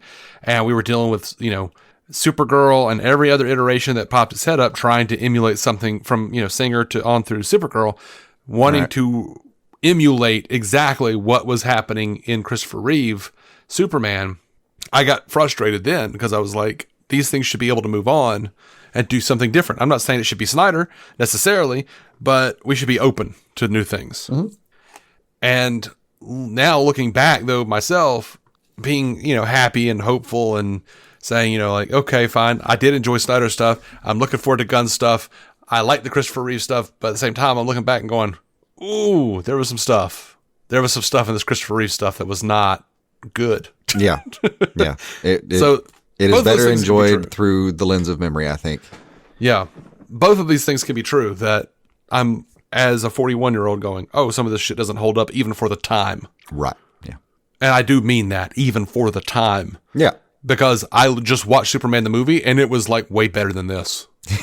Yeah. I had my qualms with one, but it was different. Now, I did say, though, that out of the gate, I like this one a little bit more because I thought it functioned more like a movie, which I still is my main critique of one versus this, is one feels like this, I don't know, man. It feels like a song where all the parts are rearranged in a way that I can't get behind. Whereas this one, it feels like I'm at the antagonist at a spot where I wanted to, all the rhythms are in place, the spots I was familiar. Anyway, yeah. But it didn't, but that was kind of it structurally as far as what I thought was a huge improvement. Yeah. I'd say that, definitely the first one suffers a little bit from, they shouldn't have kept they should not have kept the bit at the beginning with the criminals in that first one. No. That only works if you're going to do what they originally planned to, which would be to introduce the criminals at the end of the first one and keep it a cliffhanger. Yeah. But they didn't do that. So they should have cut the criminals from the first one. Yeah. And there's, plenty of other little things, but that would have helped. But there are other little things in the first one that really, like, they were trying to do a big sweeping epic and, like, really, like, do, like, Linklater's Boyhood with Superman. Right. And even though that was way before Boyhood. Yeah. Well, and it's not really an excuse to say, like, well, that's kind of serialized, but we're used to a more smooth, fluent version of that now. No, this was filmed in a world that already had Star Wars in pieces. And very much just really one piece. Yeah, but there was very much the idea that you could even in a movie form actually just tell a story was not. They didn't just accidentally break ground here. It's just clumsy. But you're right. Superman 2 is in its final theatrical form. It is definitely shaped more like a movie. Yeah. It would definitely. So this is closer to what an AI would spit out if I asked for a movie. Yeah. Rather than the first one. The first one would definitely be a human design. And the comedy is closer to what an AI would spit out if you asked for a comedy. Right. Yes. The quote unquote comedy, air quote comedy. Yeah. All right. So, by the way, one spot. You remember the office scene where he busts through there? Yeah. He gets they get their hostages and all that. Dude, was that? I don't know, man. There are a lot of choices like that. It's clumsy. He's just barreling through some office thing. They made choices about where certain scenes were where, like, it doesn't help my characters at all. The big reveal here is that Non can bust through like a drunk stepdad through a couple of office cubicles. Yeah. Like, and seems to have a little trouble doing it. Yeah, it's not easy. He's stumbly and, like, yeah, it's not a huge win. It just, I don't know what they thought they accomplished here. And then dude, and you have that weird Gene Hackman, but it's not his voice saying, like, all right, I got to teach these guys to use doorknobs or something. Yeah. Yeah. This beautifully came up just as I was about to say it. It's at 133:03. There's a spot where he hold on, I'm going to get the actual dialogue. He says, like, get him. It's right. Yeah. It's like, would you care to step outside? Superman, that scene where he flies outside. Yeah. Superman, thank God. Get him. Come to me, son of Jor-El, right? Yeah. And then kneel before Zod. That is the most, it has implied, give me a blowjob a couple times. Uh-huh. But that one, that is give me one. Mm-hmm. Yeah. Yeah. All right. I will tell you, since we're going back, I almost forgot it, but you pulled me back. And I saw this that I didn't mention, and I've got to mention it, dude. My favorite line of the entire movie. And it's a Lester. There's a version of it in the Donner version. This is a reshoot. He says it so much more menacingly in the Donner version. I prefer the Lester version. Zod says to Luthor, "Why do you say this to me when you know I will kill you for it?" He has a bemused feel. I love it. Yes. That was a real winner of a line. Yeah, in the Donner version, he's like, "Why do you say this to me when you know I will kill you for it?" Like, it's not fun. Like, this one is just, why? Why would you say this to me when you know I will kill you for it? Nan was just flying in the background, by the way, and the subtitles just said growling. Yeah. That's it. Yeah. He should be flying and going, "Hmm." It just said growling in brackets there. Like, yeah. There's one of my notes just says every moment in the showdown looks worse than the last. I hated it. I'm sorry, man. Why does the concrete thing blow up and have so many sparks? Like, what is the what? He throws a concrete block at him at some point and it makes an explosion. Like, it should just crumble. Oh, well, because he blasts it with his heat vision. That doesn't matter. Just no. I mean, sure. My question was not why does it explode? My question was like, Zod was picking up this giant wall from the bottom, and then the way he throws it, it should have flipped. Oh, easily. It not moving is odd all by itself. Yeah. It should not have flown straight in slow motion. It should have like flipped. Maybe it would go towards Superman. Yeah. It's so awkward. He goes at some point. They do this little flying chase thing, and he goes over the bridge. He does this thing. It looks like he tries to swim through the air. It's a strange moment. Just flying and shaking his ass. Yeah. Just I didn't know to do that part. No, I didn't. I'm just playing. I don't know. All right. So the Kryptonians and Lois and the weird Lex stand-in body double. Right. And everybody goes to the Fortress of Solitude. And they just dump Lex, and we've just got this body double like sliding down walls and trying to figure out how to get down there, and clearly not being Lex. Of course. And the Kryptonians now are projecting holograms. Mm-hmm. All of them, Superman and the criminals, are all projecting holograms and astral projections or something. I don't know what's happening. Yeah. I could not tell when it was teleportation, holograms, body doubling. Superman smirks and says, "We used to play this game at school. Never was any good at it. Motherfucker, you crashed here as a baby. What school? Yeah. Were you doing this in?" Yeah. I didn't play that game. I don't know what he's doing. I looked into it, and people were saying, "Oh, he's talking about hide and seek." And the implication is he's bad at hide and seek because he can see through shit. I don't understand how they got that at all. Sure. That is not what they were doing. They were not playing hide and seek. I legitimately believe they forgot that motherfucker came here as a baby. Yeah. And they thought they were talking about, oh, back on Krypton, we used to do this in school. Yeah. That's what I think the writers thought for a second. Yeah. They just forgot. Yeah. It's probably just a genuine gap. Oh, nope. I fast forwarded. There he is, just slithering down the wall. It's just, it's when Lex just pops in. And under it just said groaning in brackets. You just sort of hear like it's a weird sound. So Superman tricks Lex into betraying him. Mm-hmm. He somehow reverses the machine. That's never really explained. Yeah. Reverses the machine he used to lose his powers so he can stand inside it and be protected while taking away the criminal's powers. Then Superman seems to kill a powerless Zod. And Lois kills a powerless Ursa, and Nan kills a powerless Nan. Of course. Yeah. That's how that would go. Yeah. Now, of course, he did throw the shield at him and stop him for 2 seconds. Right. Which is completely pointless, and I don't. If you're looking for, ways to cut back on the budget. Yes. Maybe pay attention to power set. Yeah. Look at what doesn't make sense. Yeah. All right. So, yeah. Superman literally kneels before Zod, takes his hand, crushes the shit out of his hand, throws him against a wall. He slides into oblivion. As the theatrical cut seems to indicate, Zod is dead and Superman killed him. I mean, I didn't really think about the aftermath of where they went, other than that looks pretty painful for some humans. Yeah, right? And I'm like, all right, so what were y'all crying about with Zack Snyder snapping a neck? I don't get it. Right. I've said it before. He kills him here. And then other people say, well, that's not what happened because the deleted scene shows them being taken away to prison. That's true. There is a deleted scene that was shown on television in certain markets where the police are suddenly outside. Fucking police cars are outside of the Fortress of Solitude. I don't know how they knew how to get there. Did Superman fly away and pick up the police cars and the police officers and take them and say, take them away, boys? Yeah.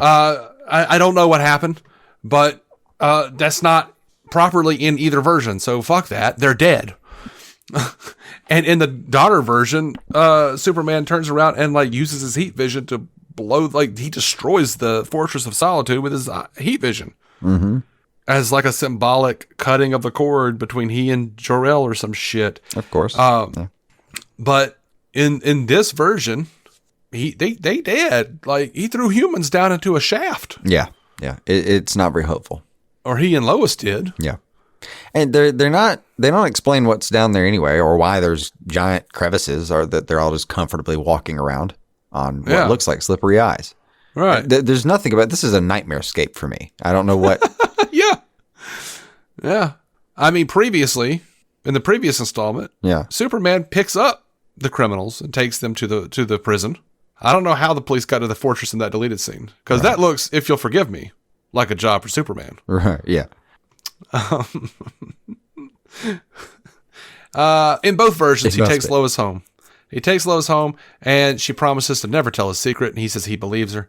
And now, in the Lester version, we get that in voiceover, as she's like looking up from far away, and we kind of got, we heard that conversation. And the Donner version is like straight up there on the balcony, and they're doing close-ups, and it is some of the best acted shit in the movie. Yeah. Where Lois is just like sobbing, knowing that they can't be together, and promising to never tell his secret. So in the theatrical, it's not clear how much time has passed. Clark comes into the Daily Planet. You think it's the next day, because she says she can't sleep, and because they're both being weird. She's like, I didn't get a wink of sleep. And then she says, do you have any idea what it's like coming in here every day, pretending I don't know who you are? I don't even know what to call you. So apparently it's been more than one day. Yeah, I got the feeling that it had been, I don't know, like a weird week. I don't know. She says every day like it's been a struggle for some time, but they clearly had this plan. Like they knew. Yeah, and it's a good scene. They both act wonderfully, and she just wants him to say that he loves her and all this shit. Yeah. He takes off the glasses and he kisses her, erases her memory, and the shitty lady runs in and saves her from swooning, and she's like, oh, see what happens when I don't have my orange juice? Clark, go get me an orange juice. I don't know why Lois is just like Clark is a fucking reporter. Yeah. Like, why is she acting like he's her assistant all the time? Right. When she doesn't know he's Superman, she's just awful to Clark. Yeah. I'm like, Clark, why do you even like her? She's terrible. Yeah, she's a terrible person. It shouldn't have erased the fact that they've still been working together for some time. Right. Just the Superman part.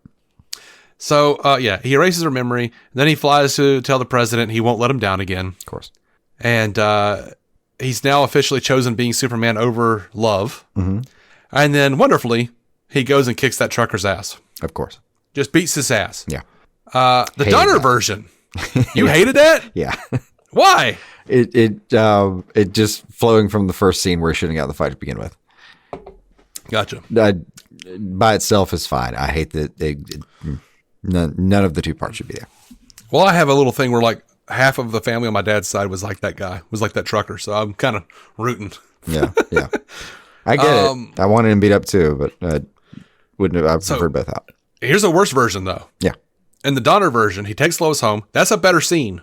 That is a better scene. On the balcony, she's crying. Like, you actually see them saying those words to each other. Mm-hmm. She promises never to tell his secret. He believes her. He does the thing with the president. Then he flies around the world so the entire movie doesn't happen. Yeah. He resets everything. Then goes back and kicks that trucker's ass. The trucker who now has no idea who the fuck he is. And never beat Clark up. Yeah. He just shows up to punish that man, and everyone there applauds and flies up over the earth smiling at the camera like, yeah, I just did that. I just beat that fucker's ass. Yeah. Doing what will become the most copied shot in Supermandom.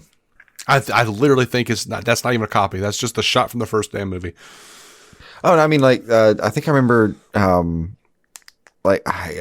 they're just nods to it everywhere. I mean, like, I think there's so Cavill does it in Man of Steel when he's coming in out of the flight scene. He does does that little turn a little bit. I think Ralph, you remember in the Infinite Crisis thing where Ralph is Kingdom Come Superman for a second? Oh yeah, no, he totally does that at the end. Like it's a very notable scene. Yeah, they totally redid that scene with him. Yeah. Oh yeah, and it won't surprise me to see it in Guns if we do. I kind of hope we don't, but I get it if they do it. It's not a bad spot to nod at all. No, it's not. I mean, speaking of the memeability kind of things like that, I'm glad it got us that shot. This is the bit where when he does the little two-fingered, hey, nod, to Lex after Lex is like, oh, you got him. You got him. Yeah, like that wink thing is extremely popular. I love that little shot. It's up there. It's kind of got that. It's up there with like the thumbs up Batman BTS thing in a way. Yeah, absolutely. Yeah, it's little slivers like that. They were a lot of fun. Or the thumbs up Batman Forever in the Batwing, looking down and thumbing up. Yeah. Or for a long time, I had the Henry Cavill in the swing with the thumbs up. Mm-hmm. That was fun. You feel like some trivia? Sure. All right. So during one take of the shot in which Lois punches Ursa, Margot Kidder accidentally punched Sarah Douglas and knocked her unconscious. Nice. I like that. That's great. On August 1st, 1981, a television spot for this film was the first commercial ever aired on MTV. Oh. Isn't that fun? That's cool. Says here, Margot Kidder was very unhappy during filming as her marriage to Thomas McGuane was ending. She missed original director Richard Donner and was aware that she was being very well paid to do a small amount of work. In a 1981 interview with Rolling Stone, she recalled that for several weeks I sat around my dressing room, listening to music, read The Great Shark Hunt and Orwell, and a lot of French literature. I wrote letters, worked on a screenplay, went through the divorce, and every so often I went on the set and said a line like, "Oh, Superman, Superman."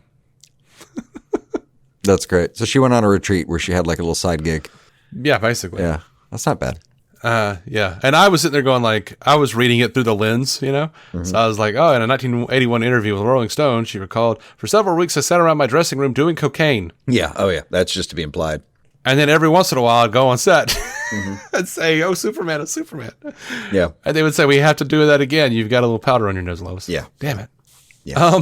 This is, isn't this around the era that, like, you've got Fleetwood Mac with, you know, a pile in the middle of the studio? Just wander over when you need a nip. Yeah. A guy I used to know used to complain about Fleetwood Mac. Mm-hmm. I don't know. He was just a contrarian. Mm-hmm. But because Fleetwood Mac is legitimately fucking great. Yeah. It took me some time to come around to that too, but I understand now. Maybe like, oh, fucking Mick Fleetwood doing one take and then snorting a fucking coke off his bass drum. Yeah, yeah. Like, shut up. And yes. Yes, but shut all up. That. And yeah, he's a weirdo and wouldn't do the. But damn it, those dreams, that cymbal hit on Dreams is fucking fire. Oh, isn't it? Just. I don't know what else to do with it. It shouldn't be there, but it's perfect. Mm-hmm. This is what I was talking about earlier. Anti-smoking campaigners opposed the film as the largest sponsor was the cigarette brand Marlboro, who paid $43,000 for the brand to be shown 22 times in the film. Lois Lane was shown as a chain smoker in the film, although she never smoked in the comic. A prop included a truck sign written with the Marlboro logo, although actual vehicles for tobacco distribution are unmarked for security reasons. This led to a congressional investigation. Yeah, you keep Camels in those, is what you do. Mm-hmm. Gene Hackman, Ned Beatty, Valerie Perrin, and E.G. Marshall were the only characters not to participate in the film's reshoots under the direction of Richard Lester. According to Sarah Douglas in Japan, her scene of Ursa killing the astronaut by kicking him in the groin was cut due to their sensitivity of a woman being dominant. Oh, no. Oh, no. Originally, Richard Donner had filmed Superman talking to his father for the movie, but Marlon Brando sued for and won a share of the film's first gross. The lawsuit also awarded him a share of the film's gross. This film's gross, even though he doesn't appear in it. Brando's scenes were replaced by scenes with Superman's mother, played by Susanna York. Yeah. Brando's scenes appeared in Superman 2, the Richard Donner cut, and briefly during a scene in Superman Returns. Yeah, they had to I mean, they just, you can't just replace him just to get out of paying him. And surely that's wrong in some way that's legally doable. Yeah, well, I don't know. When I was a kid, I never noticed it. I was like, oh, good, the mom gets some. Yeah, her turn finally. Yeah, like, why wouldn't she? While the sequel was put on hold, Christopher Reeve had commitments to make Somewhere in Time, which overlapped with the return to make Superman 2. Mm-hmm. He also had reservations about the new script and the way Richard Donner had been treated, so he was able to renegotiate his contract at a better rate and with more artistic input. Yeah. That's another thing is like, yes, I love Christopher Reeve, and I'm sure that there's a lot of other things going on, but the more artistic input he gets, the worse the movies get. Yeah. And I know by the end, he was not feeling it either. Yeah, I don't know that that's his fault necessarily because he was getting control at the time that it's falling apart. Yeah. So he's not getting a fair shake there. Right. And he's like, It's like, finally, you get control. Why? Because it's a shit show and we don't want to deal with it. Yeah. Yeah. Here's my crown of But thorns. also, every once in a while, Christopher Reeve says a thing that said a thing that made me go, huh, okay. Like, he gets the vibe, but I'm not entirely sure that he, had the creative vision that I'm looking for. Yeah. to put it as nicely as I can, because I think he was a great guy. Yeah. And he was Superman, and I'm literally doing this with a Superman with a Chris Reeve action figure staring at me, like it's on my desk and like right next to me. Yeah. Cape blowing in the wind, wired cape blowing in the wind. Happy as you could be about it. Yeah, absolutely happy as shit about that. So He's still like even not loving these like I wanted to. He still feels a whole nostalgically, and I don't know why. I don't know why it's the case. It's just because he's been in the dialogue so long for. I don't know, but maybe. I mean, yeah. I mean, even at its worst, I'm sitting there going like Chris Reeve still feels like home to me. Right. Yeah. It's just that. Yeah, I get it. At the very least, we can make fun of the moviness of it all, but some of the choices they made about who Superman is here are pristine. I mean, as far as the power set's a goddamn nightmare, but as far as him just wanting to help, and then like his major mistake is just that he falls in love. Like he's a pure heart, and at least they've got that going on. That was famously something that I still believe was deeply misinterpreted by people viewing too casually in the Snyderverse. But yeah, like that was something that didn't go well there, and something we're looking forward to in the 2025 version is just the sincerity and the just genuine fuck it all. I just want to help peopleness of it all. Yeah, I don't necessarily. I generally don't want Superman to be like the overpowered or completely overpowered badass who never gets hurt, who's just like the evil, dark, gritty piece of shit that so many people seem to want. Yeah, you don't want Brightburn. But I don't think that most people want that. And I think the numbers are meeting that out on the ticket sales for the new Superman. Yeah. And, the super loud people are not getting their way. Yeah. Let's say that. And that'll be okay. I'll be perfectly happy with that. I think, of course he's going to mix it up. He's already said, there's no completely black and white characters here. And I know he's leaning heavy in the trailers about, and the promos and stuff about the, I'm just here to help people thing. He's going to mix it up though. There's going to be some moral quandary. Mm-hmm. It's not going to be that simple. And also let me, I know I kind of feel like I say this a lot, but if anyone's just tuning in, being like, what are these DC on Screen guys about? I do think that Cavill's Superman gets too much shit for being the dark and gritty evil creature. Like, he's not that, and people overstated that, and hyperbolized that, and now it's the oversimplified narrative we remember now is that right. I get it. I get how it happened. It's not true. Yeah, it was not true then. There are things definitely I wouldn't have done that Snyder did, but at the same time, I'm like, but that's not what people say is the problem with that is not what the problem with those movies are. There are problems, but it's not what they think. he made some of the tentpole moments so controversial that when memory flattened everything, that's what got remembered. Mm-hmm. Like, he doesn't save anybody. He doesn't smile. He saves tons of people, and he smiles. And he did plenty in those movies. Like, it's straightforward, but yeah, the world sucked, and he was sad. Yeah, but still, it's funny because it seems like Gunn's doing that too. So yeah, there's going to be, it'll have a range of emotions like it's supposed to. The previous one did too. It, like I said, it's been cast in a weird light. It hasn't. It's always been cast in a weird light, and so have these. These movies have been cast in this untouchable, infallible, halo that is just looking at it in my 40s. I'm going, no, kid. Yeah, this ain't quite it. Yeah, it's not quite what you're thinking it was. Yeah, that's fine. I've enjoyed parts of it, and I'll do the same. I'll kind of flatten the memory and remember it. Like, yeah, that was fun though, in just a few years. Oh yeah. Yeah. Richard Lester was not sympathetic to the epic look that Richard Donner had given to Superman, saying that he didn't want to do the David Lean thing. Lester decided to scrap most of the Oscar-winning cinematographer Jeffrey Unsworth's footage and hired director Michael Winter's cinematographer Robert Paintner to create a style that would evoke Superman's roots in comic books. Lester, Paintner, and camera operator Freddie Cooper replaced Unsworth's gliding camera with horizontal panning and static framing to evoke comic books, comic strips, and static frames crammed with people and objects. Similarly, The composition of shots the trio developed for Superman 2 had objects and people crammed into the frame. To further emphasize comic book composition, the action was photographed from one angle to give the film a desired flatness. Harkening back to the techniques of the early sound era, Lester's films had always been shot with 3 cameras filming the action simultaneously, 2 cameras for close-ups, 1 for the long shot. Lester's technique added to the friction on the set caused by Donner's firing. Margot Kidder particularly disliked him. Yeah. This was the 3rd most popular movie at the U.S. and Canadian box offices for 1981. Not surprising. It was going to be a heavily hyped sequel. Clearly, everyone in advertising wanted to be in it. Mm-hmm. This was the most expensive movie ever made at the time of its release. God, how? Well, I mean, going through the production process twice? Yeah, maybe. Probably. According to Sarah Douglas, the scene in which Lex Luthor... Yeah. According to Sarah Douglas, the scene in which Lex Luthor meets the supervillains of the White House was the last scene filmed having Gene Hackman actually playing Luthor. Apparently, she really enjoyed it.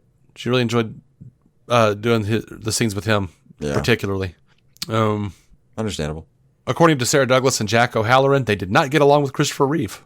Isn't that weird? You hear things like that, and you're like, tell me more. Yeah, I do. What happened? I want to look into that. I'm going to look into that for like a follow-up because we're not done talking about him yet. I have heard that story somewhere, and I think I have heard a little bit of background, but I'll find it later. Oh, okay. He wasn't a cuddly bear. He admitted this was a weird time, and he made some serious mistakes too. Yeah.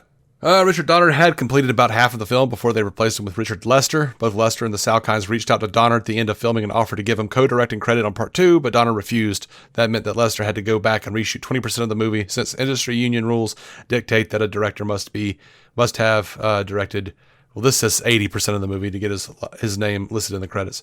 Might be 70%. Yeah, I'm happy to say it's one of those two. That's so weird. Do you have somebody like run a timer? You just look at the cut. Oh God, I'm not gonna do it. I'm not. Just got left and right hand timer and sit. No chance of that for me. I didn't notice. This was the only of the first 4 Superman movies not to have any scenes in Smallville. I guess it doesn't. Yeah, that was fine with me. I mean, she's back there getting half a paycheck alone, fucking the neighbor. I mean, maybe. The scene when Lex Luthor escapes from the prison yard is inspired by true events. 3 IRA prisoners escaped from Mount Joy prison when a helicopter lifted them out of the yard. Yeah. It's kind of funny that they bothered to base it on anything real. I want to say I'd run across like a weird prison escapes like Cracked article or something where that was maybe a picture I'd seen somewhere. Neat. There's I love the idea in general of people just floating out of a prison yard in just such a shootable device.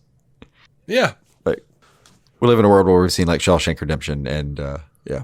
They didn't even notice that they were like going over they were all coming for Otis. They didn't even realize the balloon had gone. Yeah. In an early draft of the screenplay, the Crystal Chamber, which removes Superman's powers and which ultimately enables him to defeat Zod, was lined with gold kryptonite, exposure to which, as in the comic books, will strip him of his super abilities. Had it been kept, this would have been the movie's sole reference to kryptonite. Yeah. I'm glad they didn't. We already said they kind of fucked around with the colors too much here. Yeah. But it just made it worse. Did you notice the framed photo of Bill Cosby in Perry White's office? I did somewhere. Yeah, that's okay, yeah. Apparently it was a reference to one of Cosby's early stand-up bits on the album Bill Cosby is a Very Funny Fellow, Right? Mm-hmm. He does a whole skit about Superman. Oh, that's cool. why they put it in there. Yeah, that's a good nod. Mm-hmm.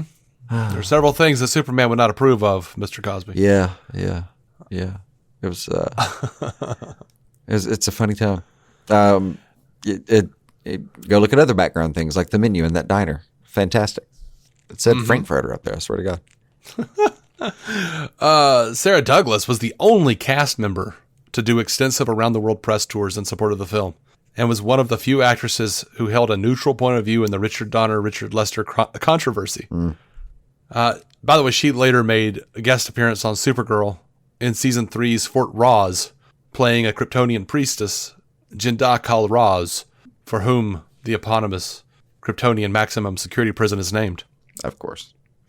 But her voice, Sarah Douglas's voice was partially dubbed. I think she was only like one scene where it wasn't dubbed, was by actress Annie Ross, who is the main bad guy's sister in Superman 3. One of the co-main bad guys, really, but we don't see her for a minute. I don't think.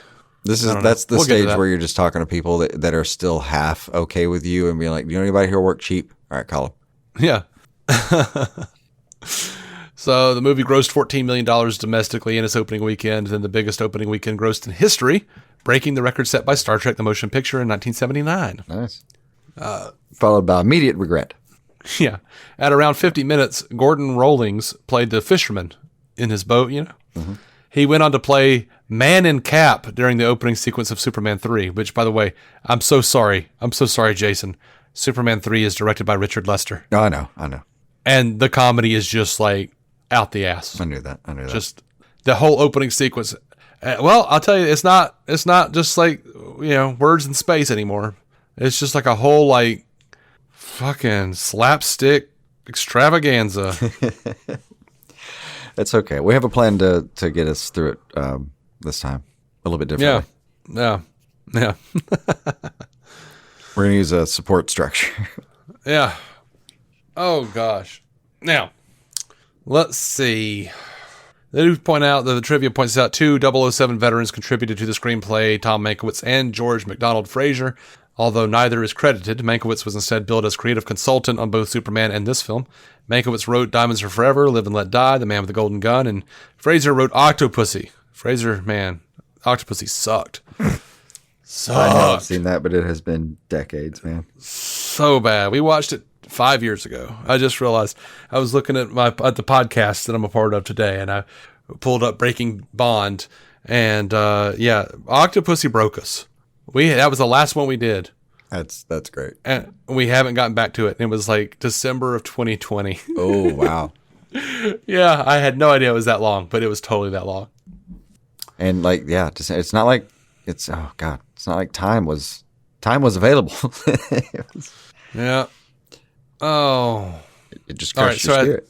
At around 1 hour and 45 minutes, the actress playing Lois Lane using the typewriter during the end scene is not Margot Kidder. No, of course. The ending that was written but never filmed had Lois die at the Fortress of Solitude, which in turn caused Superman to reverse time. This is for the Donner cut, by the way. The typewriter scene was shot 2006 for the restoration. Mm-hmm. Yeah. So that's all the trivia I've got that I really want to talk about. We do have a little bit of feedback. Oh, sure. Would you like? We had some listeners write in for us. One day I just want to say no. Oh, well, I'd be like, all right. No. Okay. Fair enough. Carrie Tott on Instagram, old friend Cara, old friend of mine, said, this movie really shows how much Cal loves Lois. He sacrifices his powers to be with her, to show her she's first priority. But at the end, that's not true. He knows he has a responsibility with humanity and has to finally sacrifice his love for her and embrace the fact that he is Superman. That is, I'm glad that you see it that way, Cara. I kind of just feel like it's a lot of horse shit based on a really bad script. Yeah, that's the through line they were working for sure. Like, I definitely saw what their plan was. That was absolutely what they wanted us to feel. The execution, I couldn't. It's just, that's just. She's absolutely right. That's what they meant. Yeah. Whoever. Lester. So yeah, Lester's plan, stringing all this together somehow was. I mean, no, it was Donner. Oh, it was Donner's? Okay. None of this shit made sense. Yeah. None of it. Like Lester was picking up the pieces on that one. Well, that's what I mean. Yeah. Anyway. So yeah, we got presented with whatever was left of it. What we saw. But either way, it was still the same thing. He loses his powers for no reason, no explicable reason. Yeah. That's the only part that is real frustrating about it is that, and it makes Lois.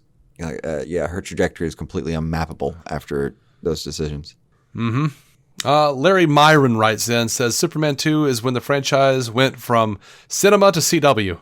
The Salkinds were hurting for cash, but blame Richard Lester for reshooting to get his credit and make it look more like a comic. Fuck that guy. Yeah.